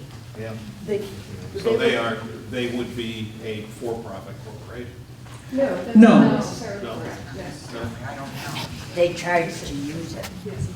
But just the fact that it says incorporation does not indicate whether it's profit or nonprofit. That's just a form of organization they choose. It could be a charitable organization that's incorporated, yeah. Jeremy? So, Rose, was this just a 1-year gap, or is this a several-year gap that they have not requested? No, they, 3 years ago they did this. It's the norm that every 3 years they come to you and they become tax exempt. The 1 year they didn't become tax exempt was because I didn't notify them that their exemption was. So if we reject this, it would be literally changed to them. Yes. Any other discussion, questions? One question, hi, Harriet Welter. I'm just thinking, the town doesn't provide any services for them. There's certainly no trash pickup, they don't plow the road or mow the grass or anything. It's a parcel of land that, if it were not Camp Onondaga, possibly could be sold and used for some other reason, or used for residential areas, which would provide a lot of tax, property tax for the town. However, it seems like it's a nonprofit 4-H camp that provides a lot of service to the children of the whole community. To me, that seems like a lot of tax. Personally, that's a high tax rate for an organization that certainly does not, I can't imagine it has a great deal of income when there's 3 or 4 months in the summer that it's open and used. So I don't know what the plus side would be to charging them taxes, except that it would put $5,000 more in the town's and education budget for services not provided. Yeah, thanks. Okay, Maria, did you want to speak? No. Deneen. I just looked up Camp Onondaga because I was curious if they were a nonprofit, and they're listed as a 501c nonprofit. Okay. Everybody hear that? Anybody else? Any further discussion? All right, well, all those in favor of approving Article 10, exempting Camp Onondaga from taxation for 3 years beginning with 2017 fiscal year, please say aye. Aye. Opposed? No. No. Article 10 is carried. It's approved. Would somebody put Article 11 on the floor, please, as a motion? Shall the voters authorize the establishment of a building maintenance reserve fund and to authorize $1,500 to be added to the building maintenance reserve fund? Is there a second? I'll second it. Sally Stone. And that is a new article. Would one of the select board members care to speak as to the reason for the article? Mark? We're looking to have a reserve fund for the town hall so that when and if anything breaks or needs repair, we have money to do it. Currently, unless it's budgeted, we wouldn't have any money to do that, so the goal is to set $1,500 aside each year to build up a fund to be able to repair things. So already we've had a broken window, cost a couple $100s, and we didn't really have a line item to pull that from. This would allow us to have that. Eventually, maybe other things, we could have a storm that could damage something. We don't have any money to pull from right now to repair that. So that's what this is for. Any other questions? We have insurance to cover this? We do have insurance. It would cover major damage, but you know, some little things here and there, a lot of times insurance will not cover. Anything else?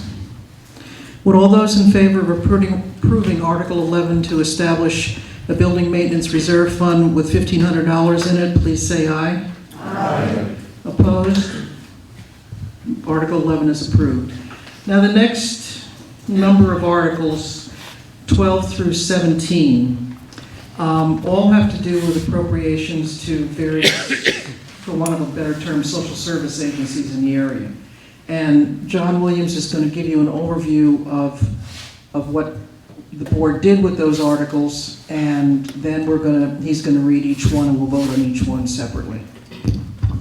Thank you. The next 6 articles are funding requests from social service organizations. This year, the select board opted to have all of these organizations submit via the petition process. 13 organizations requested funds, 6 completed the process by securing signatures of 32 Sunderland voters, and they are on tonight's warning.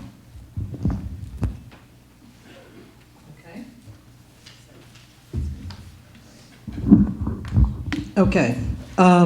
Let's take Article, and by the way, the Articles 12, 13, and 14 are the same amount of money that was requested last year.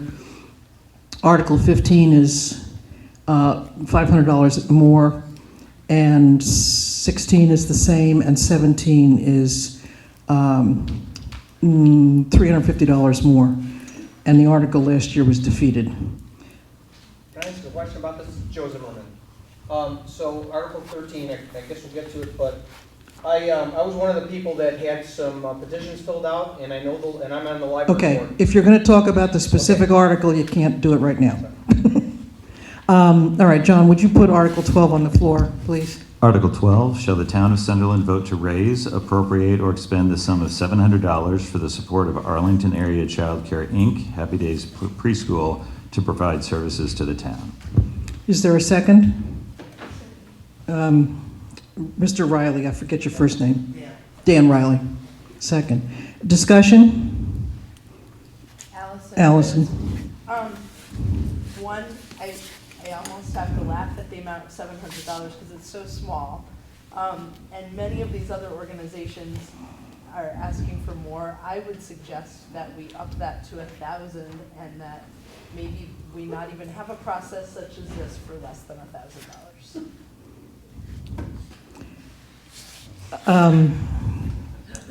Okay.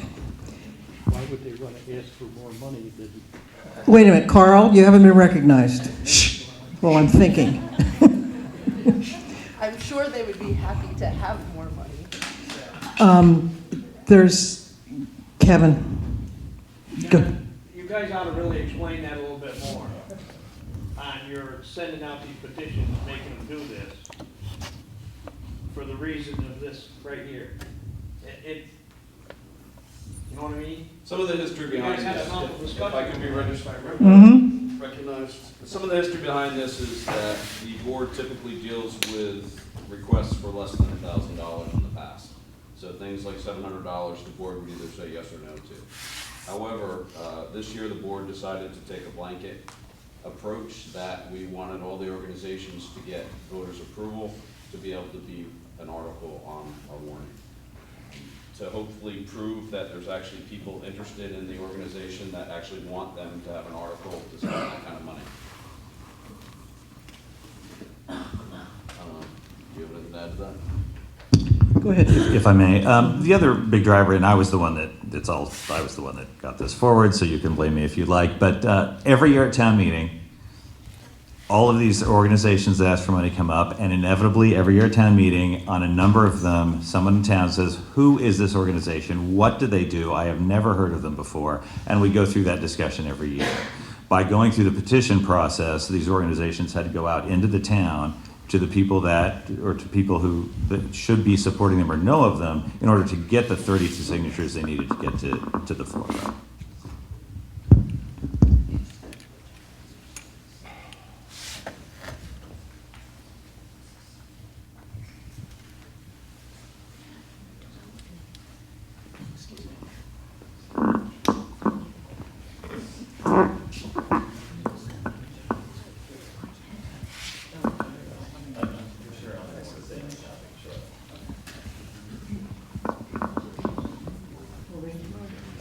Where are these petitions located?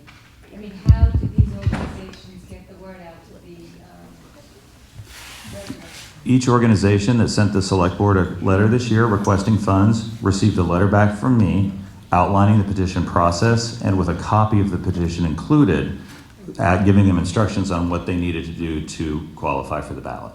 But where would they be located? How, I know as a resident, where would I have to go sign? Would it be at the town hall? No, that's up to the organization. My feeling was this. That's up to the organization. If they would like to be on the ballot, the organization needs to secure the 32 signatures they need to be on the ballot.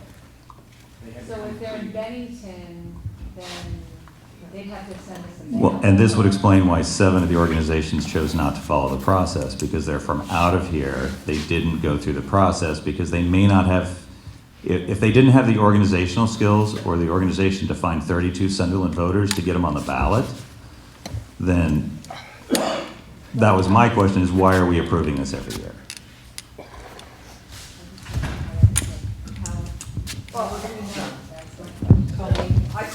I was contacted out of part of the library. I saw it at Paul's General Store for something else. So they put it at different places. So if you shop locally, there were petitions in some of the, like Stewart's or Paul's, and if you were at a social event, like a Christmas party, I got the petition, the guy came around with the petition, and it was a great got a lot of signatures at that party. Was there somebody up here that wanted to speak? Well, I was just, yeah. Yeah, go ahead. I was just gonna say, the reason behind it, instead of just voting for something that you knew nothing about, it required the people to come out, go door to door, and say, this is what we do for this community, would you sign this so that we can get on the list, on ballot? That's what it was, so that people in the community, instead of just voting for something they knew nothing about, required them to come out and. No, I understand that. Marilyn? I would assume this is the amount they asked for, is that correct? Yes. Not wanting to be greedy. It was the amount on the petition. Jim? One question? We have had a request to stop discussion on this topic. That requires a 2/3 vote of you to agree to do it or not. So at this time, I would ask all those who would like to stop the discussion. This has nothing to do with whether we're passing this or not. It's just, are we stopping the debate? To raise your hands if you want to stop the debate. Okay, thank you. All those who wish to continue with it, please raise your hand. That was 2/3. The debate will stop. We now have to vote on that particular article, which is Article 12.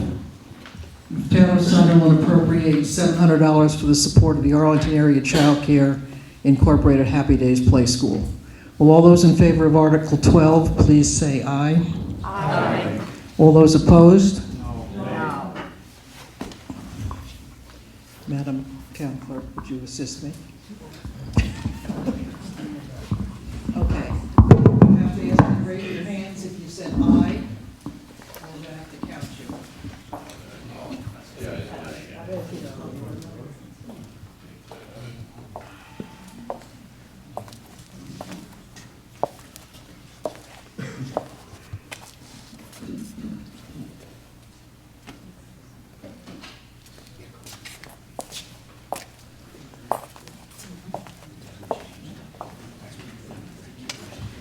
Okay, thank you. All those opposed? Thank you. You were loud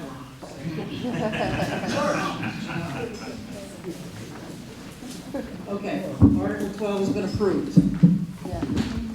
John, would you put Article 13 on the floor, please? Article 13, shall the town of Sunderland vote to raise, appropriate, and expend the sum of $7,000 for the support of Martha Canfield Memorial Library, Inc. to provide services to residents of the town? Is there a second? Colleen, second. And Joe, did you want to speak now? Yeah, I did. So, Colleen was joking about me. I did catch people at the Christmas party, which was great. But I did have the opportunity, and I appreciate what John was saying because I think it's true. I did have the opportunity to tell people about the library and what we had spent in the past, what the library did, and also just open up the communication in case anybody had any questions about the library. They knew I was on the board, which was fine. My only question is the petitions that I had signed, which may be 25 or 30 signatures, said $7,300. Yeah, when you, may I speak? Yes, Allison, go ahead. I'm also on the board, and I thought that we had raised our amount this year. And when you announced earlier that these 3 articles were the same as last year, I thought that might be wrong. You know what? I think The you're letter right. in back of the warning. The letter doesn't state the amount, the petition states the amount.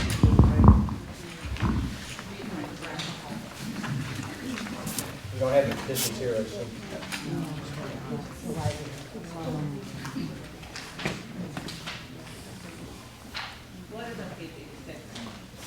Yeah, it doesn't have an amount on it. Right? So I have it.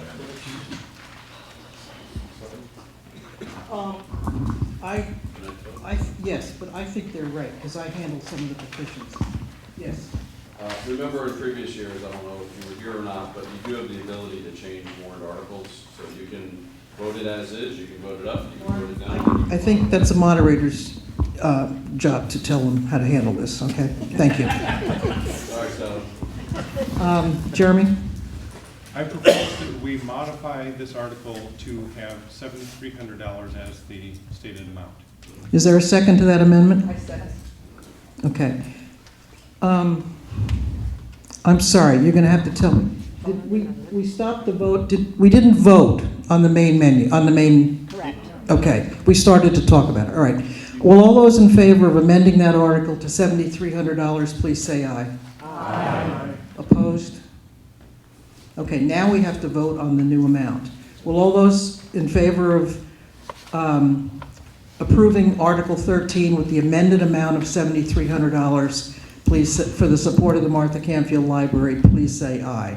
Aye. Opposed? Okay, Article 13 is approved at $7,300. Article 14, John. First, good catch, Joe, thank you.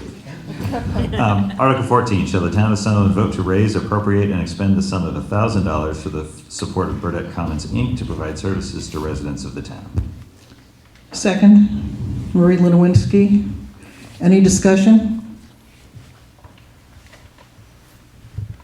Okay.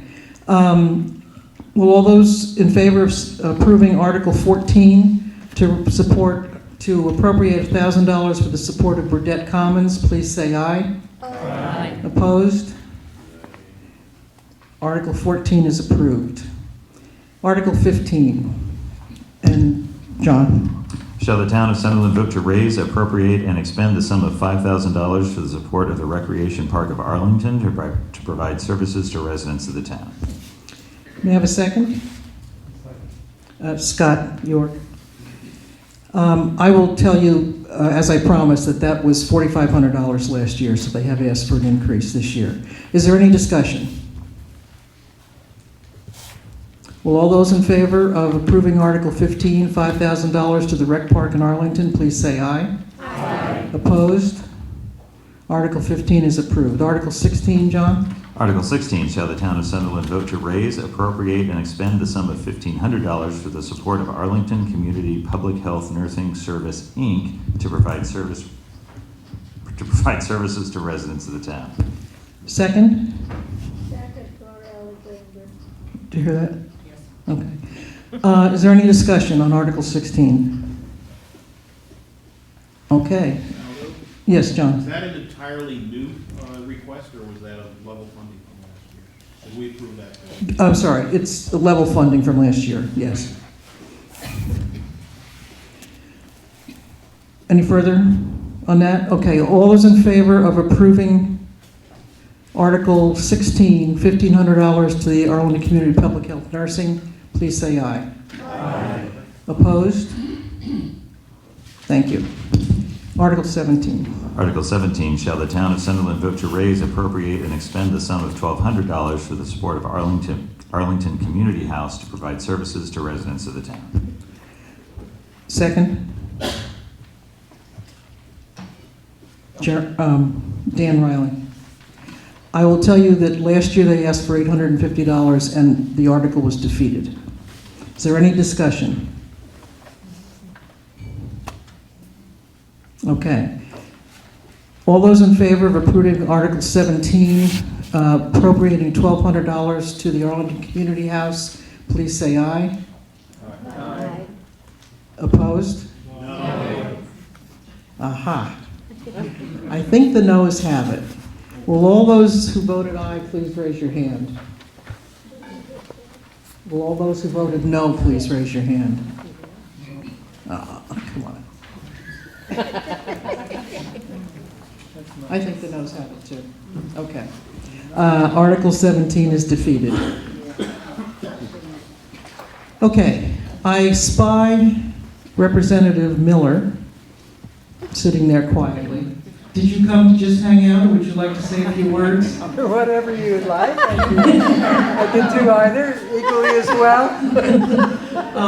Okay, how about we go into recess for a few minutes? We have quite a bit more business to do, but I'll let you come up and say a few words.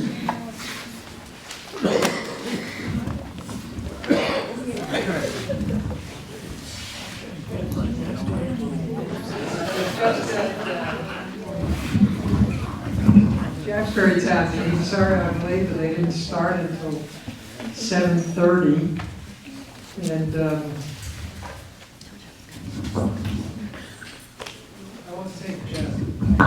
Would you hold on a minute? I can't see it big enough for glasses. I'd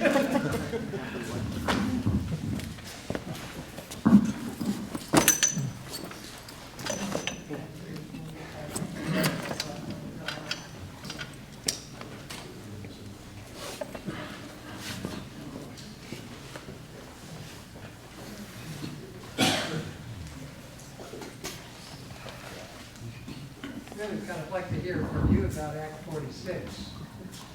I'm a member of the Education Committee, and it was when I first started the legislature in '97. I was for 6 years on the Education Committee. I've spent my life in education, 26 years as a teacher, school administrator, college administrator, and so I know a bit about the subject, and I'll just tell you what's happening in our state that needed a lot of attention by my committee. We've lost 26,000 kids in the state of Vermont, and the projection is that we're going to continue to lose more. Our budget has increased since 1997 from $850 million to $1.5 billion. We have schools throughout the state of Vermont that have 6 kids per class, 7 kids, 8, 9, 10 kids per class. That's not good for children. They don't learn. They learn when they have other kids in school, have things in common with them. Plus, it's very expensive to run schools with that number of kids. So we realized that we had to do something to right-size our schools. We're pretty good down in this part of the state, but let me tell you, in other parts of the state, not so. So we asked all the school districts and supervisory unions to study themselves. And I think that's one of the best things that's come of this. People are really looking at themselves in a way that they have not for a very long time. In fact, the last study that was done of the school system was in the 1800s. So, the good news for Sunderland is that we fought very hard to keep the small schools money in the budget, and it's still there. And I think you're the only town in my district that has a small schools grant, am I correct? You still have the small, yeah, right. About $60,000, $70,000, is that right? Something in that vicinity. Yeah, it's a good chunk of money. Yeah. So it's passed into law, and people are working very hard through their study committees. Some are really welcoming it because if really small schools did not merge with others, they'd be out of business very soon. This way they have a chance to survive. What else? We passed the law giving sick leave to employees statewide. 60,000 people in the state of Vermont do not have any paid sick leave. Most of them are low-income workers, people who work in schools serving food. Anyway, very low-income paying jobs. And we just felt that these people needed their income in order to survive. And so the law was passed. It's only 3 days after someone's been a year on the job, and that will increase to 5 days after 2 years on the job. We heard that the elderly and the disabled are increasingly at risk of financial exploitation from caregivers, even family members. So the legislation is working to give law enforcement and adult protection services better access to financial records of potential victims. Oh, a really hot subject this year is the legalization of marijuana. And the Senate passed legalization with very tight restrictions and regulations. Now the bill will come to the House of Representatives and go to the Judiciary and Ways and Means Committee. I'd love to hear from you and let me know how your opinion on the subject before it comes to the House, but don't delay because it's on its way. Let me just give you a few facts about Vermont. I have more things to say we're done, but I don't want to hold you up. Let me just give you some facts about our state. Unemployment is 3.6%. Nationally, it's 5%. We're number 1 in the nation for per capita green job creation, employing almost 13,000 people. We currently have more than 77 solar companies employing 1,400 people. Vermont is rated 5th in the country for business startups.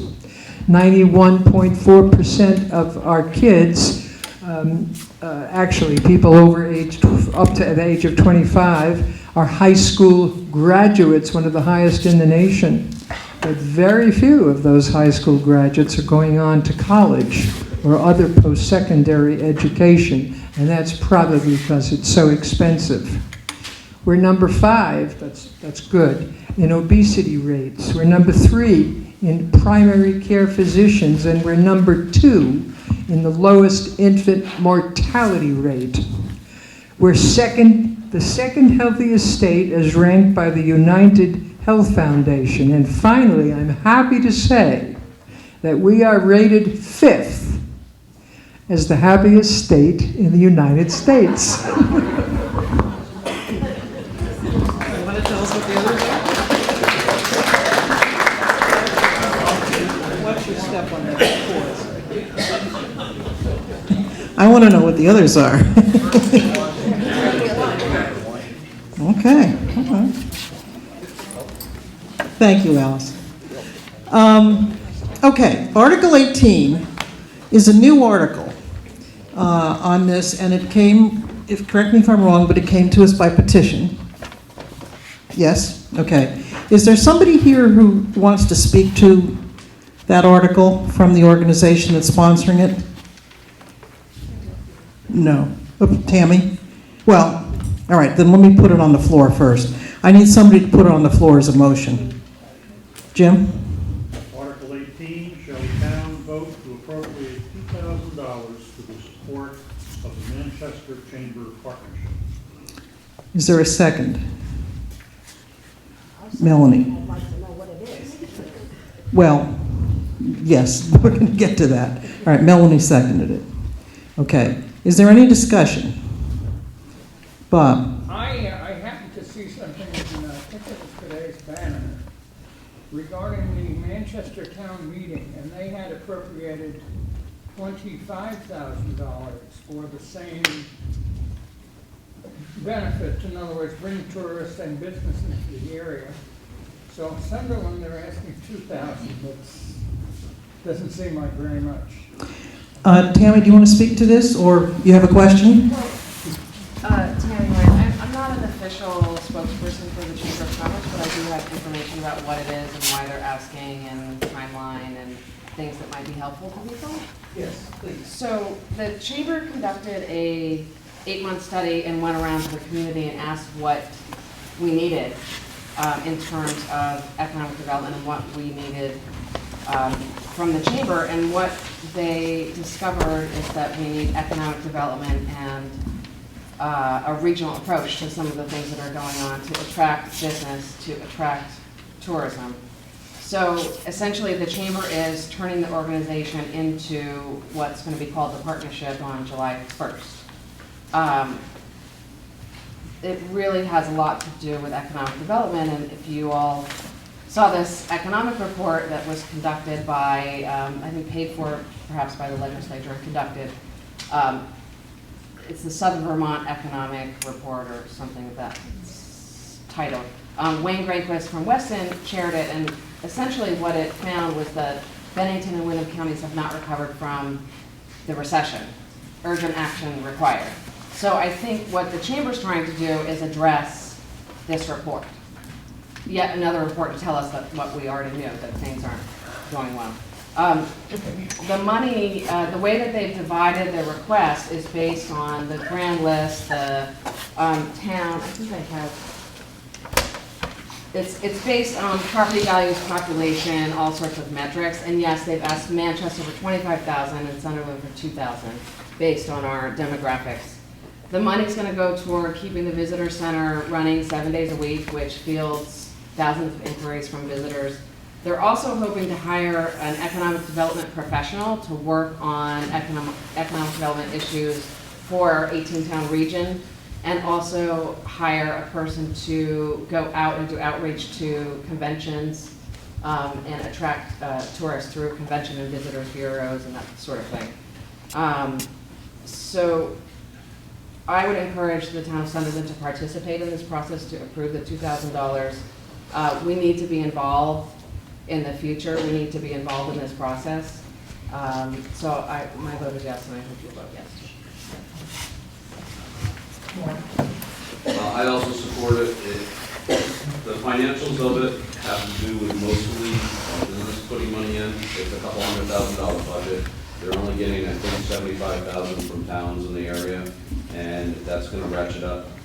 If I'm remembering correctly, it's in the $500,000 to $600,000 range in a couple of years. So they're putting a fair amount of money in it, and most of it's actually coming from business. So it is based on size, and the town is only being asked for $2,000 at this point. And the goal is much more than just marketing. It's also the economic development, and that's one of the, I think, more important things we need in this area. Joe Zimmerman. Oh, go ahead. I'm Raymond Smith here. I actually own a business in Manchester, and you think I'd be one of the first people to say that. I have to say I'm not so sure. The reason being is, based on the Northshire Economic Development Study that they did, that kind of led to the development of the partnership, I'm just not sure as this program goes on, because this year's 2,000, what is it next year? How much are they asking for next year? This is not a one-year request.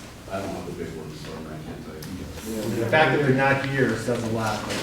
I'm concerned that since Manchester and Dorset did so much work on the Northshire Economic Development Study, the results they're looking for is exactly the same.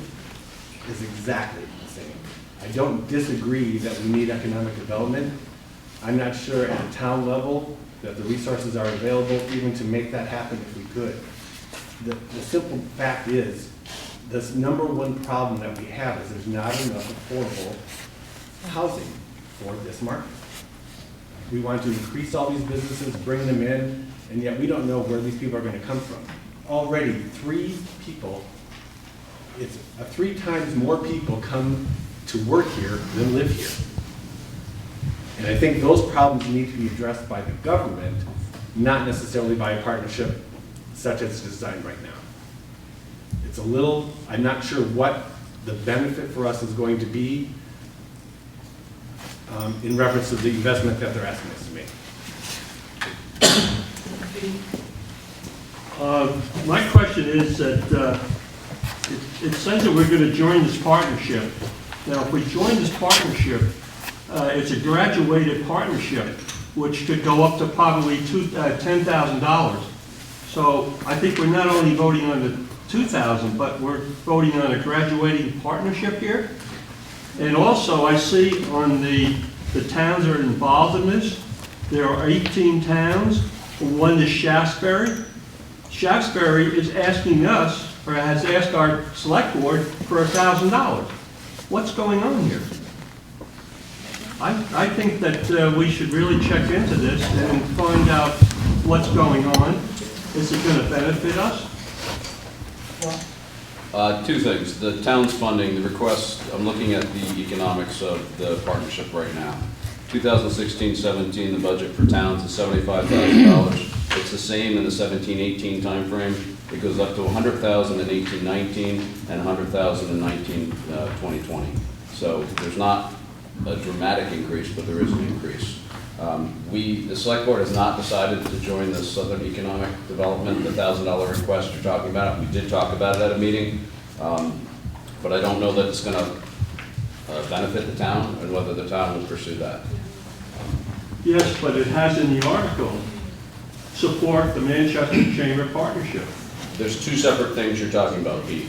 This is the Manchester Chamber Partnership we're talking about now. That's what this article's about. That's the Northshire. That's the area we live in. That's Manchester, Dorset, that's Sunderland. The Southern Economic Zone is this completely separate plan.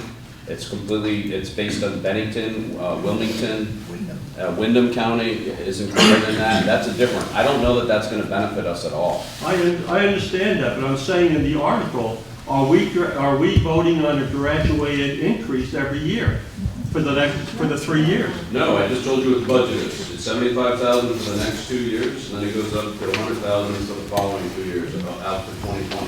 So that's I an don't know what increase. you're talking about. This is a $2,000 appropriation. That's an increase, right? No, Article 18 is for $2,000. That's all we're voting on now. We're not committing to anything other than that. Okay, we're not agreeing to join the partnership. Is that what you're saying? We're supporting it with $2,000 if we vote in the positive. That's all we're doing. Did your question get answered? I think what you're asking is by starting this, by giving this $2,000, does that mean we are now members and will be continuing with them over the next number of years? Is that what you're asking? That's what I'm asking. We have not joined any type of membership. It's an appropriation request, just like any other. I mean, by contributing $2,000, we are supporting the partnership. And we're not members?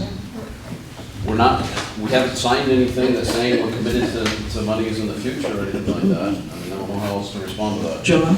And I'm going to throw this to Rose, not to put her on the spot, but You may ask me if Rose can answer it. Exactly. We could not, if let's say we did do this year and we wanted to contribute again next year, that would have to be voted on separately. There is nothing, it is impossible, I believe, for us as a town to vote on something for 1 year and have it carry over to future years. Each budget stands on its own. We have to approve each appropriation. It's a one-time shot on this. Okay. Jeremy first. So for me, I'm listening to this, they're asking for money, and they're not, I understand it's marketing, I get what marketing is, but, you know, being in this area, I know that when they say marketing, that's pretty much marketing Manchester and Dorset. So we're paying for their marketing. Something about that I don't feel comfortable with. Neither do I. John? I would like to just go back into a historic thing that happened with the Arlington Chamber of Commerce when they were enraptured with moving into an association with the Manchester Chamber of Commerce. At that time, they had a surplus in their account of $14,000, which with open arms, the Manchester Chamber of Commerce welcomed them into the community. And I think there was an ad put in for the attic sales in August, and that was it. The track record has not been very good, and I would really formally say in any business association that we have had with them, they are a booking agency for the hotels.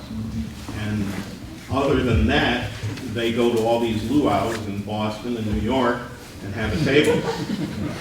I would also reflect on one other thing that we have seen. Anybody go by the Welcome Center in Bennington? It looks like just the help cars are there. It hasn't been the big thing it was going to be. Perhaps you're not going by at the right time. Oh, no. But anyways, it just reflecting back on history with that, the association hasn't been all that receptive to Arlington or Sunderland. Tammy, you want to speak? Yeah, so I think what they're trying to do is reinvent themselves again, and address housing and address economic development. And it's not just about placing ads and marketing. It's big picture, regional approach to what are we going to do. We need jobs, we need houses. And if we don't have an organization that's working on that for us and for our kids in the future, and if we're not participating as a town, that concerns me. So it's not just about placing ads and marketing and tourism. It's really about bigger, broader thinking, and bringing small manufacturing and bringing some business here so we can all stay here and pay taxes and keep our houses. So I think that's all I have to add, but I wanted to address those specific concerns. Jeremy? So, like this, I understand what she's describing, but from my personal perspective, I'm seeing the real issue, like was mentioned back here, it's more about housing. And that has more to do with zoning laws than whether we're marketing and bringing in businesses where workers would have to live in New York State because they can't afford to live here. So if there's a real issue to be addressed, it seems like, you know, allowing some apartment complexes in Manchester or something like that could actually help, but they don't do that. So they're looking to spend our money on marketing and, you know, some other aspect, bringing in these businesses, but yet they're not willing to fix a government problem in their own town. I don't understand why they would not address what they need to do in their own town before they would, you know, start marketing it. Okay. Anybody else? It would be, Carl? Carl Graves, I can't stand, I'm sorry. I think we should find out exactly what they want this money for, their purpose behind it, to make sure that we're not getting ourselves into a turmoil, so to speak.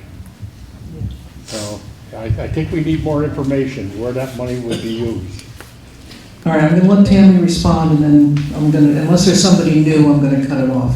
Yes, Tammy. So, according to the information that I have, they are going to hire an economic development professional.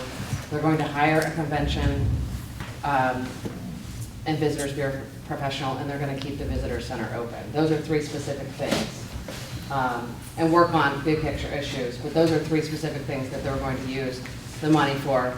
And furthermore, it's $2,000. I say we give it a shot for 1 year. That's all we have to do. All right. Will all those in favor of Article 18, approving Article 18 to appropriate $2,000 for the support of the Manchester Chamber Partnership, please say aye. Aye. All those opposed? No. The noes have it. Do you agree? Madam Parliamentarian? Call for an account. please? Okay. Well, all those who said yes, please raise your hand. That's in favor of? If you're in favor of it, raise your hand.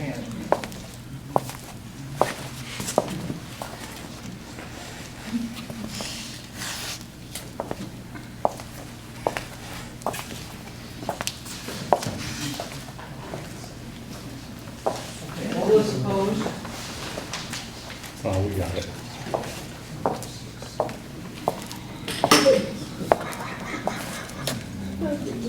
Opposed carries.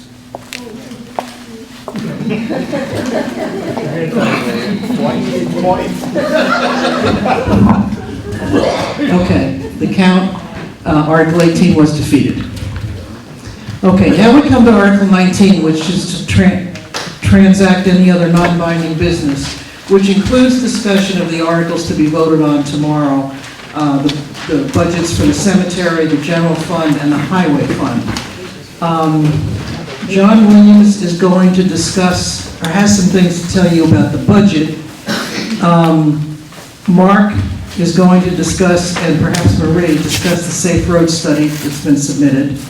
And so I'm going to let those two things happen first, and then if you've got other questions about the budget while John's speaking, we'll do it that way. And then the Safe Roads, and if there's anything else, we'll do it after the Safe Road study. Okay? John? All right, I'm going to be reviewing some of those items that impacted our overall budget in the upcoming fiscal year, and by impacted, I mean made it go up. or things that we're spending more money on than we have in the years past. The first is Act 148, and this is the state-mandated universal recycling law, which is triggering a significant increase. That increase is reflected in our fees dedicated to ISWAP and BCSWA. Did I have that right? Okay. And required an additional $5,000 in next year's budget. As we've already discussed, the select board changed the way social service groups are budgeted. The total amount of funds requested actually went down, since you defeated one of them earlier. And then the groups that did not submit by petition, that actual total went down by $3,200. Organizations that fill a public safety or communication need for the town are now included as line items in the general budget. So in particular, the Arlington Rescue Squad, which we typically vote on the floor at $25,000, is now included the same way the fire department is included in the general budget. Two items that address communication about town business were also moved into the general budget. That includes GNAT, who records and posts the select board meetings, as well as this meeting, which is being recorded right here. Also, Front Porch Forum, which is used by the select board to provide information to residents, but is also used by residents to ask questions about town business and events. And those two items together, GNAT and Front Porch Forum, were $2,050. Payroll had the largest change. I paid a visit earlier this year to 7 nearby towns to compare and contrast how they manage salaries of their town employees and elected officials. Based on those findings, the select board put several increases in place for the roles filled by the town clerk and the town treasurer to better reflect the responsibility of those roles. I'd also add that the town clerk fills other roles beyond what's normally falls to that particular individual, including the putting the town report together, for example, which should fall to the auditor, but we have not had an auditor for several years, so that is just an example of the additional work that falls to the person in the town clerk role. There's more work to be done on that topic, especially around fees, but that'll take more time and be taken care of in the future. This change in the overall payroll also reflects the select board salary changes that you approved earlier this evening. Auditing was added as a new line item for $12,000. We currently have no auditing taking place on town books and have had no one from the town step forward to fill this role for the last several years. As we haven't had anyone step forward to fill the role, we're now going to have to bring in a professional accountant to do that work for us. Although the law enforcement budget was increased by $8,000 to allow us to fund more time by the Bennington County Sheriff to address issues raised by residents, specifically in regards to vehicle speeds on the roads. The legal fees budget was raised by an additional $3,500 due to the continuing complexity of tax sales, zoning violations, and junk issues in town that are now being addressed. And lastly, the tabulator programming, which is how we count the votes for Australian balloting, goes up $3,500, but this is going to be, it's going to be higher and go up in years with a federal election, as we have this coming year. That's all I have. Any questions about the general fund budget, highway budget, Janine? I just have a question. I was just wondering, how does something that was normally voted on the floor get moved into the general budget without a vote? Such as the fire department, or the rescue squad, rather. I did my homework on it, talked to the Vermont League of Cities and Towns, we think ran it by the attorneys, ran it by our town clerk. At the end of the day, if an item is lined out, as long as the voters approve that item, it's fine. Whether or not that is voted on at town meeting, on a floor vote, or included in the general budget as a line item, the end result is the same. The voters have approved that item. It never made sense to me that we put the fire department in the general budget, but then always voted on the rescue squad. At the end of the day, it's all a 911 call away. So this corrects that and gets those on the same being handled the same way and in the general budget as a line item. Since I see that you are having an auditor, or paying for an auditor with next year, who audited the books for this year? Yes, you may. Books haven't been audited well for over 2 years, maybe longer. We've been trying to get a resident to step up and be an auditor position in town. There's actually 2 or 3. But There's three, and we have yet to have all three ever filled since I've been a select board member. We had two at one time that were doing it regularly on a monthly basis. They'd come in, they'd reconcile the accounts, look at the bank statements, make sure things balanced out and looked okay. That hasn't happened for the last year. I've tried many avenues to try to get someone to step up, and it hasn't happened. So at this point, as a select board, we feel we need to have someone audit our books as soon as possible, and that's why we budgeted for it. Melanie? I just want to ask, what kind of time commitment is it for an auditor? I'm sorry. Like time commitment, how many hours a month? Can I have those answer that? Because I don't know. It really depends on the auditors. It's recommended that you spend time each month reconciling the accounts. And then the big time-consuming part is the end of the fiscal year when you reconcile things like the treasurer's statements and that kind of thing. So it's kind of hard to say, but I would say throughout the year, maybe an hour a month, and then toward the latter part of the fiscal year, you could spend a good couple of days, if not more. Rip it done. Yeah. Jacques, go ahead. It's not too late to take that position for next year. And then we wouldn't have to spend $12,000 on a professional. Are you volunteering, Dan? No, I've done it in the past, and I think it takes more time than that. Especially the year-end audit. Excuse me, I was recognizing Dan. Okay. And then you have to put together the end of the year report as well, which obviously that's going to take a good amount of time. Correct? Correct. It's the auditor's position to do the report. And how long did that take you, Rose? Because I know you. Well, see, the big part of the report is waiting for the information to come to you. You can't obviously write the selectman's letter or the school director's letter. They have to get those things to you, as same as with any of the organizations. And once the treasurer has compiled the reports that the treasurer does, and once you audit it, then it's really putting the report together.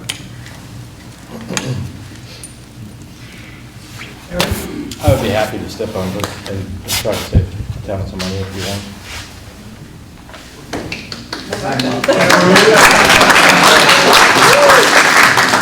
We have that right. Will you tell us how to spell your name so we can write it on the ballot Eric, can you give me your contact information, please? I've got 15 years experience doing profit and loss statements. So. Thank you. No problem. I just wanted to say that normally an auditor is an elected position.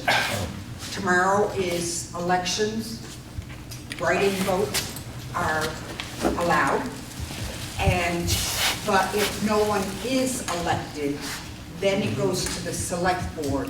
The select board would have to have your information in order to be able to appoint the auditor. But you only need 7 votes to be elected, so 7 elected voters. Eric, can you spell your last name for everyone? H-E-N-Z-I-E. H-E-N-Z-I-E. H-E-N-Z-I-E. Eric. Okay.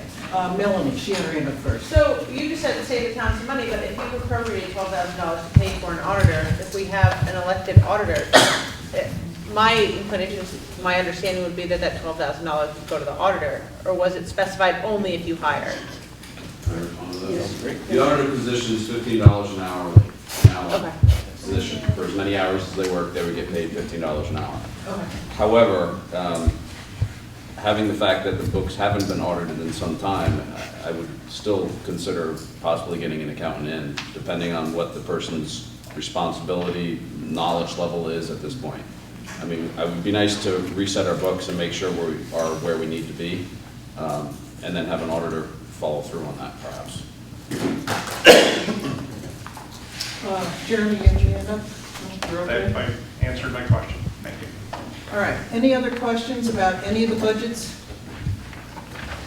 Okay. We'll be voting on that tomorrow. Cemetery fund, general fund, and the other thing, highway fund, that other thing, Mark, highway fund. Okay, Mark, the Safe Roads Study Committee has worked this year, and there is a report been filed, a final report, and are you going to speak? Or are you going to speak? Just for a couple minutes. Hi, I'm Colleen York. This is Marie Scott. We've been working on the Sunderland Safe Roads now for 2 or 3 years. You guys voted a couple years ago for us to go forward with a scoping study, and that was completed. We had 3 public meetings, fairly well attended, 20 people, which I was very pleased with. And the last public meeting we had in January, where the engineering consultant presented the final report. And the final report is lengthy. It's on the town website, for anybody to take the time to read it. Basically, she presented 3 options. One option is to do nothing. The other option is to go for a 4-foot, bike lane pedestrian. This started out on her concerns about people being able to walk safely, bike safely on Sunderland Hill Road, and possibly even, the option of children being safe if they wanted to walk or bike to school, which of course it is not safe at this point. I ride all the time, it's not safe, but I'm not going to stop riding.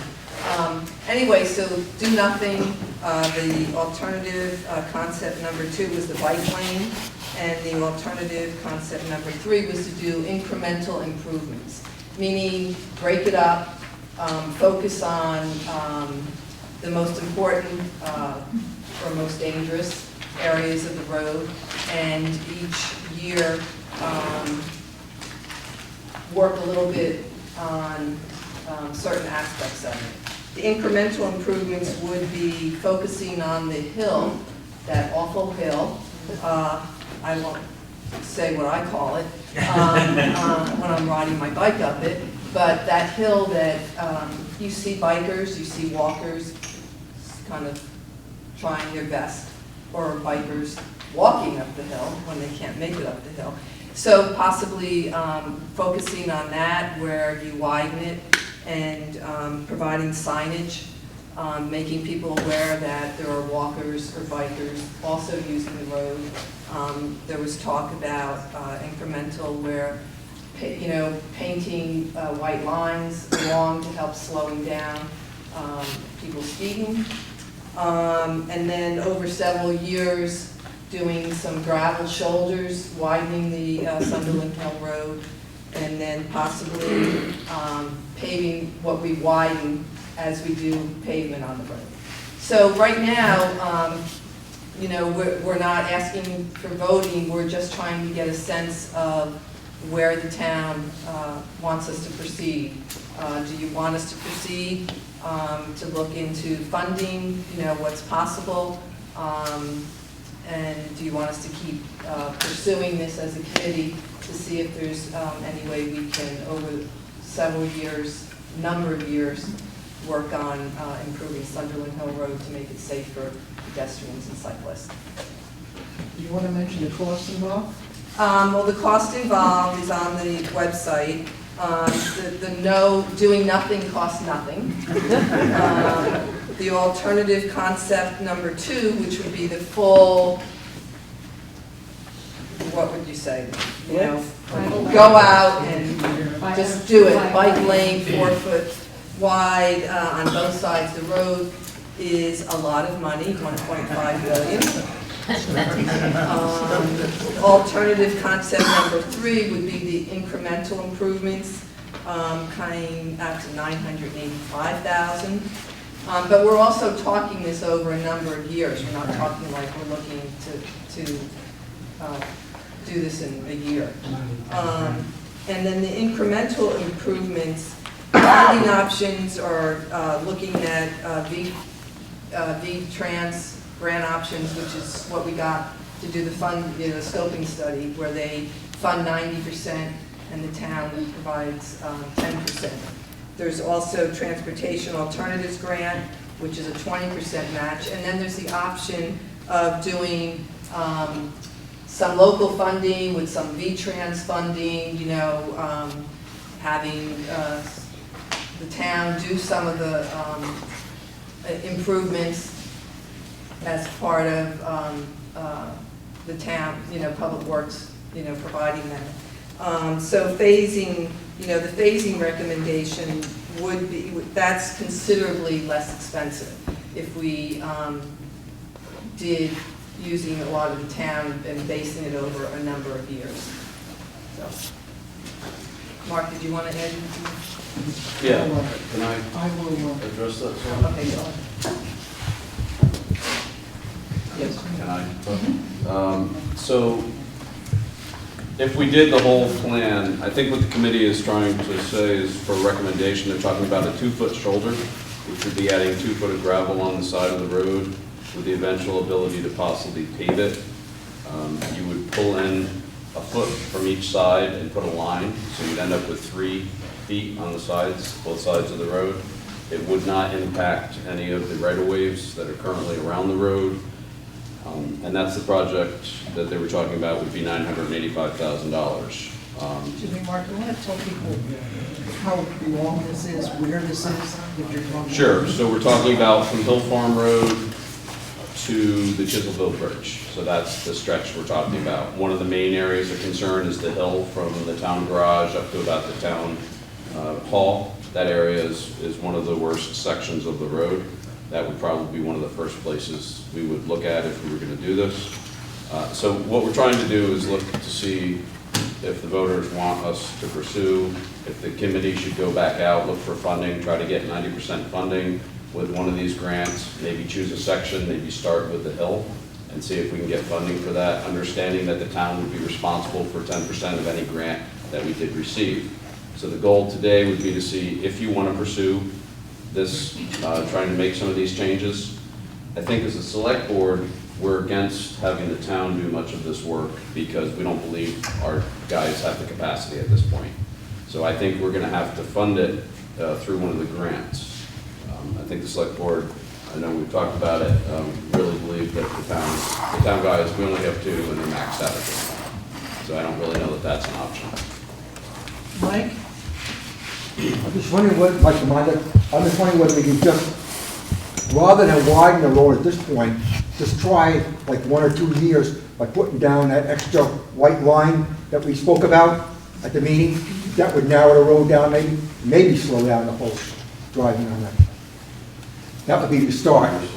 Yes, but you've also given, I think you're giving the impression that the board has voted on their recommendations. No. Okay, well, I think that it needs to be clear. I said the committee had, Okay, now you just said the board. no, I said the If I board did had talked about that, then what he had said was that the committee gave these recommendations. What the board had discussed and voted on, pretty much, was to not have the town crew, whether this goes through or not, the town crew would not be doing any of the work. That's what we voted on, because we differ on us and everything. So no, this is not a board recommendation to go forward with this or not. The only recommendation is that the town crew will not be taking part in any of it. Okay, correct. I'm glad that clarified. Cubby? Hey, most people know me here, James Ellis. Grew up in Sunderland, rode bicycles on these roads forever. Had no problem. State of Vermont's got a policy, share the road. I find it hard to believe that just a handful of people have got this thing started because they're bicyclists.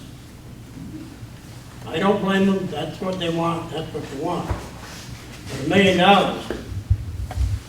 the cheap price is $1 million. I don't care if it's 10 years or 1 year, it's $1 million. And And why do we have to have a bicycle lane?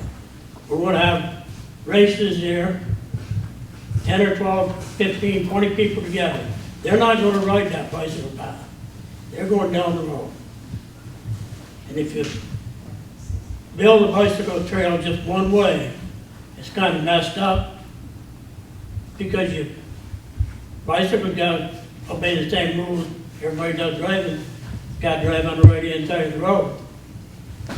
You know, I find it just awful hard to comprehend that you're so insecure in riding your bicycle that you're afraid somebody's going to run over you. And one person in my lifetime had been hit on a bicycle in Sunderland, and he pulled right out in front of somebody in a blind area. Thank you. Thank you. I just want to clarify something. It's not a group of cyclists who are doing this. We were, the select board requested volunteers when they learned about a grant. We volunteered. Not because, I am a cyclist. I'm also a walker. I also walk every day.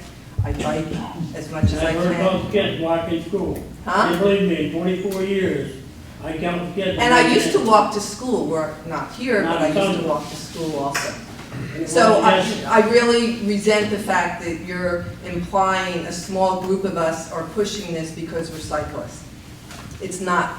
The town requested volunteers, and we have volunteered for 3 years. And we've put a lot into this, and only based on the request. You can attack me all you want. Thank I you. fought for the freedom of speech, and I'm going to keep my mouth. Hi, Marie Litowinski. I'm the chairperson for this committee, and one of the reasons that we brought forth this committee was to give our town residents the ability, if they want to walk safely on our roads. It's not specifically cyclists. It's the ability for people to walk and get exercise if they choose to. We didn't want a bike path, which is a major endeavor, and that's not what the goal of this was, is to give people the ability. Build it and they will come. I mean, I live on North Road, and I see a lot of people walking during the nice weather for exercise and walking their dogs. And traffic has built considerably over the last 25 or however long ago it was when you were growing up. There are different roads, and that's the reason we volunteered to look at this study. And it is the residents, it's all of your choice, but we did it as volunteers to see what we can do. It's a phenomenon that's going throughout the nation. Roads need to be shared with non-vehicle. Roads needs to be shared with residents, with pedestrians. That's pretty much why we did it. Does anybody else on the board want to speak?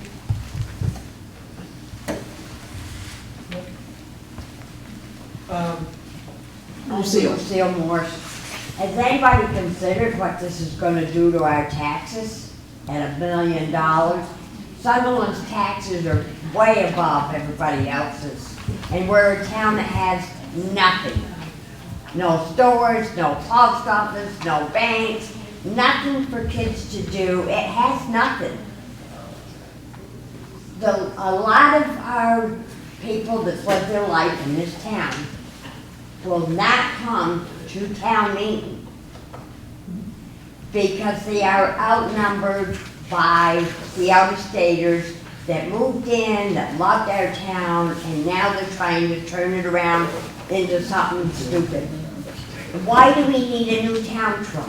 Why are we leasing trucks? We never did in years past. This town has been made for a rich person, not a normal family. But nobody's said how much is our tax going to go up if this goes through. So, ask one more question. I would basically want to take a show of hands of if you want to see Wait, us wait, wait, pursue wait. something at some point here. I know you want to do that, but I want to make sure all the discussion. That's fine, that's fine. Okay, Jeremy? I just want to know, I understand that you're saying that you're not focused on a bike path, you're focused on essentially making the roads accessible. When I was looking to purchase land to build a house in Sunderland, one of the things that I was looking for was to avoid the power lines. Everybody knows the power lines in town that run through so many properties that are an eyesore, and you always worry, are they going to upgrade the service? So you had the power lines running through the middle of Sunderland, and I've seen other towns take that and literally make bike paths along those to make it a value add instead of something that's detracting from the property values. So is that something that's feasible? Is that something so outrageously expensive that we could never do it?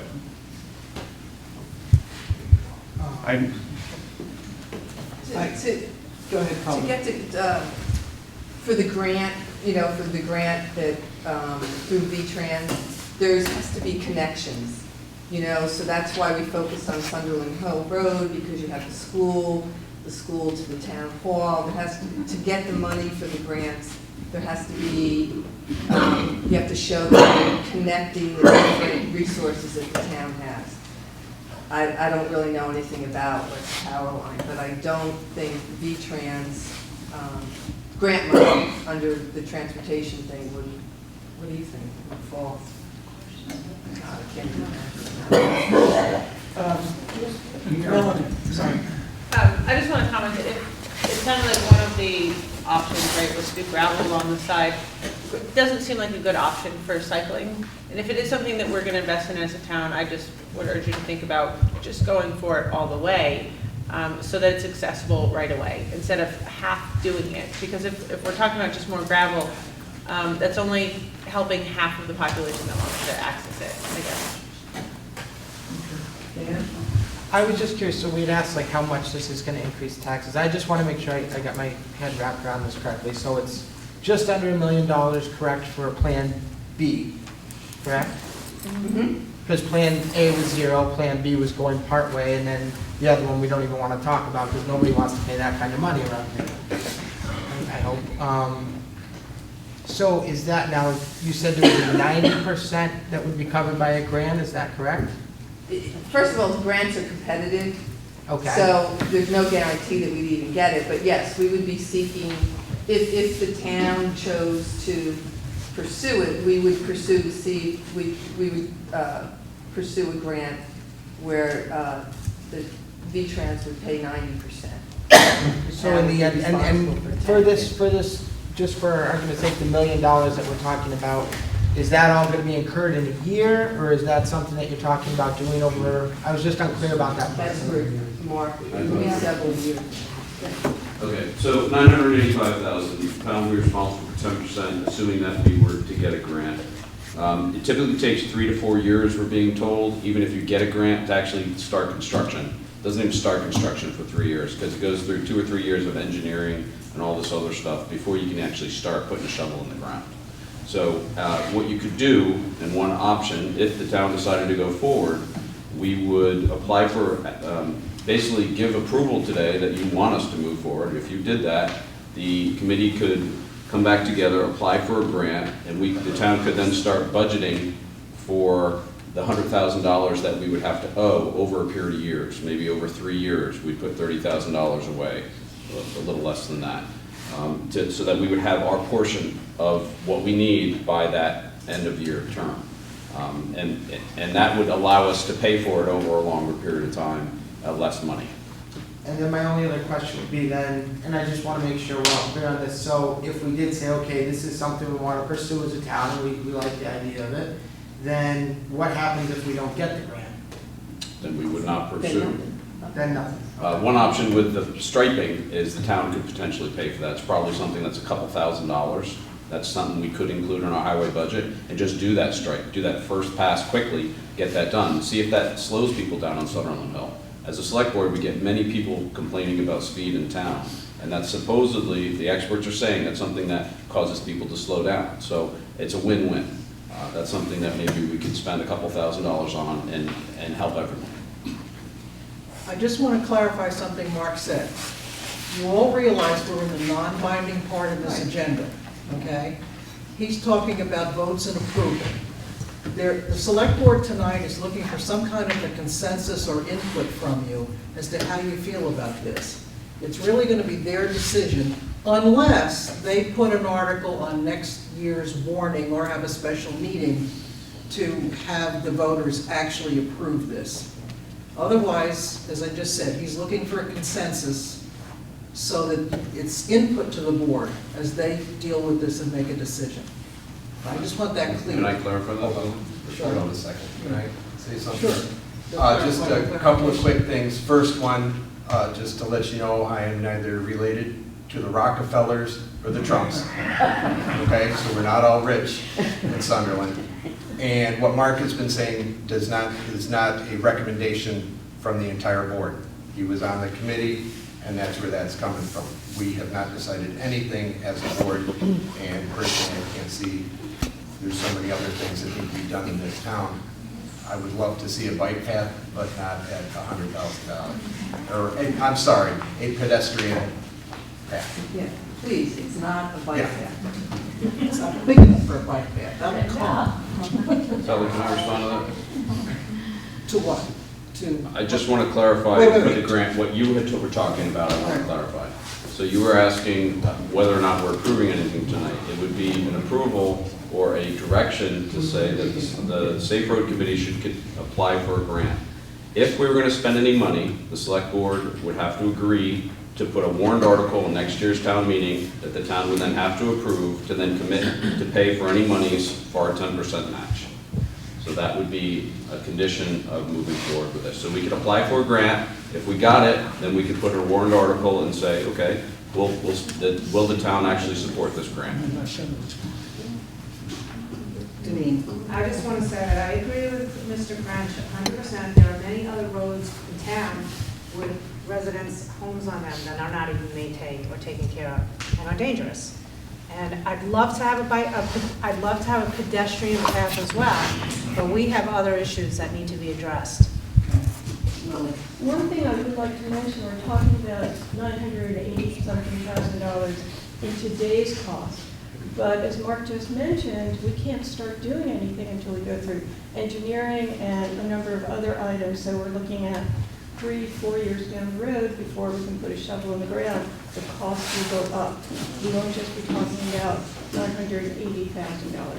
We'll be talking about a lot more at that point in time. Alicia? Is the engineering stage the stage at which they would be looking at the effects of the drainage?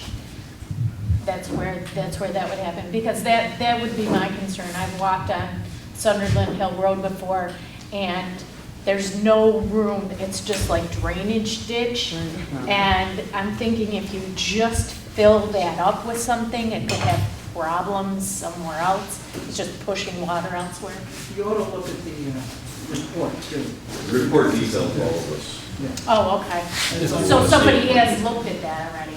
It's already been, I mean, we spent $30,000 on a plan. The plan is on our website, and you can read all about it. There's a lot of detail there. Okay. We didn't spend $30,000. Well, technically, we spent $30,000. Much of that was from a grant, granted, but we did spend that money. You, as I recall, are not a resident. Excuse me? Pardon me? Didn't you hold up your hand earlier? No, I and did say not, you were a resident? no, I'm a resident. Okay. He's good up. Are you a registered voter? Yes, ma'am. Okay, sorry, go ahead. No, I was at the January meeting. I just wanted to address the budgetary numbers from what they explained at the meeting were not today's dollars, but they figured on the money being spread out over a number of years. So the numbers in the budget were realistically what they expected it to be in the 3 or 4 years it would take to build it, not what it would take to build it today. No, I don't think that's correct. That's how they explained it at the No, I meeting. believe they were talking about today's dollars. Yeah. Joe? Thank you. I'd make a suggestion, all right? This committee did a lot of work, and it sounds like they came up with some interesting alternatives, or some people are interested, some people are not. All they're saying is, can we go get a grant? We're not asking to spend a dime. There's obviously people, I haven't read the report, I'd like to read it. There's obviously people that should read it and understand it, and then maybe ask some more questions. If we say go ahead, we're not spending a dollar, we're not spending a cent. We still have to come back, oh, in a year from now, they're gonna, maybe it'll be on the budget, and we'll say, okay, we need to allocate $100,000, and we could say, geez, I read that, I had a lot of questions, I don't agree with it now. There might be people that do. I don't really see any harm, there's no out-of-pocket money that we're gonna need to spend if we tell them to go ahead. And in the meantime, we can all talk about it, we can research it, we can ask our neighbors that aren't here if we'd like, and then we can make the decision next year.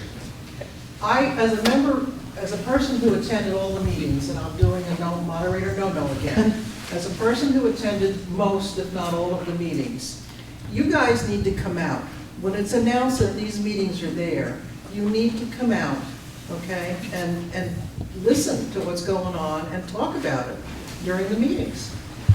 They were, Marie said they were, Colleen said they were pretty well attended. Well, they could have been much better attended, okay? Tammy. I just wanted to make a point that I believe the presentation meeting was filmed by GNAT and is available online and on the app. Okay. If people don't want to read it, Yes, you can on watch. the last one. Yeah. Okay. Did everybody hear that? The last meeting in which they made the final presentation of the report is on GNAT somewhere. Ellen, I'm going to cut it A little off. off the subject, but anybody have a clear picture of what's going on at the new place? Janine, did you have a question about the? I just wanted to respond about attending pedestrian meetings. path? I just wanted to respond to your comment about attending meetings, and, you know, I think it's a fairly easy function to set up something like a Google Hangout or something, so that people who are actually home and can't make a meeting can actually see the meeting. I understand GNAT is there filming, but it's really nothing in this day and age to set up like a Google Hangout and people can actually attend the meeting while it's happening. We have a technology genius sitting right there. Yeah, I know. So you know, attendance might boost if, you know. All right, let's finish up on the pedestrian walkway. Okay. And Ellen, you had a question about what was happening at the canoe place. Correct. It's as I understand. Does anybody know what I do? I think the canoe. John. I think I can wing this. Can we get a feeling before we close this out? I mean, do people want us to go and apply for a grant? Do you want the Safe Roads Committee to do this? Do you want us to walk away? I mean, what's the general consensus?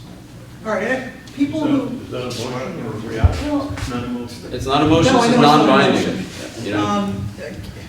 Show of hands for consensus. Who thinks they should go ahead with pursuing, to find out whether or not we can even get a grant, right? Is that okay? Yeah, we should go ahead and look at it.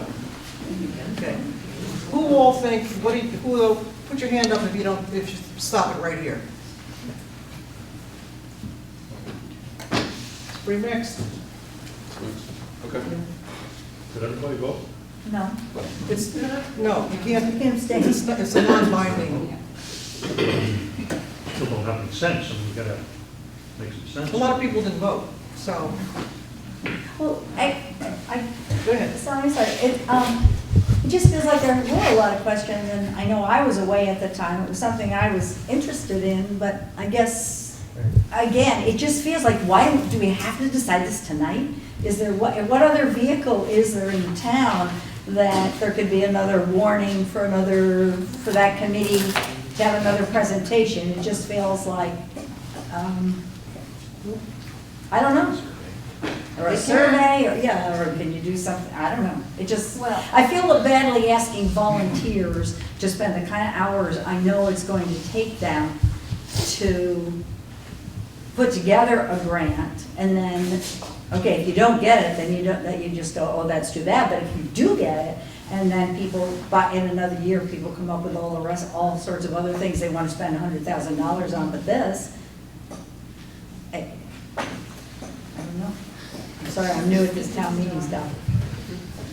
We started this in the summer of 2013, and then we didn't actually start full circle until, that was the summer, so it was the fall. And so had several meetings, we've done a really lot to get the word out and to have people be informed about this process over the past, front porch forum, postings at the town hall, everything to warn a meeting and try to get information out there. Sorry. No, I mean, I saw it it in the really newspaper, have tried so that the community can make an informed decision, and you don't have to. I mean, it's I just something abstain. that we. I don't want to have to do worries. something that. And all the minutes have been on the town website. Every time we met, But a lot of people don't in town, the old neighbors. I'm not doing my don't own. have computers. right. So you don't, I don't But have them I don't know, online. there's, how else do we get the information I out? didn't hear nothing about it until a week ago.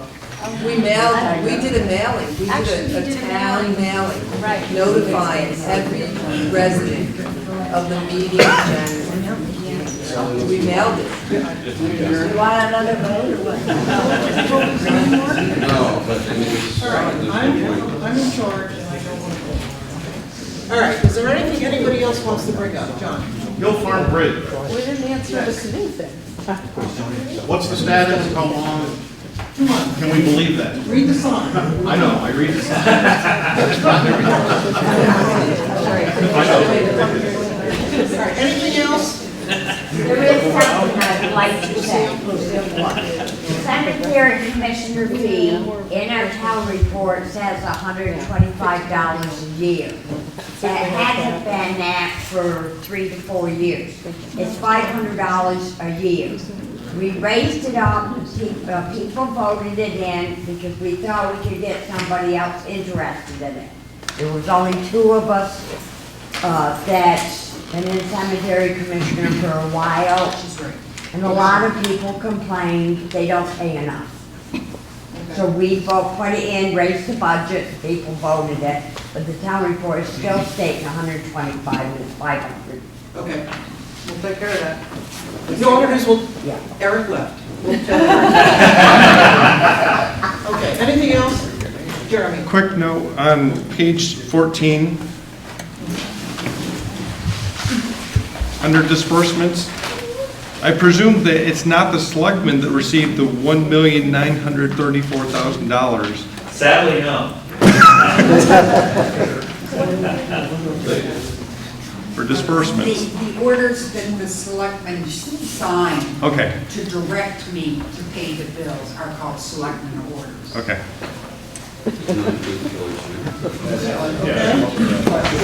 Oh, Steve, I'm sorry, I almost forgot. Steve Bendix has one more thing, and then that's it. Okay? Bennington County Solid Waste Alliance is asking Sunderland residents to participate in an online survey. The Bennington County Solid Waste Alliance represents 13 towns in Bennington County and is dedicated to encourage residents, businesses, and institutions to recycle, reuse, and reduce materials that would otherwise be sent to landfills. We would appreciate your completing a short anonymous survey either on our website at sunderlandbt.org or the paper version at the town clerk's office. The survey will remain open until the end of March. The purpose is to help us determine how you currently manage your solid waste and your knowledge of the universal recycling law. We greatly appreciate your time and effort to help us. Okay? All right. If there is no objection, this meeting is adjourned.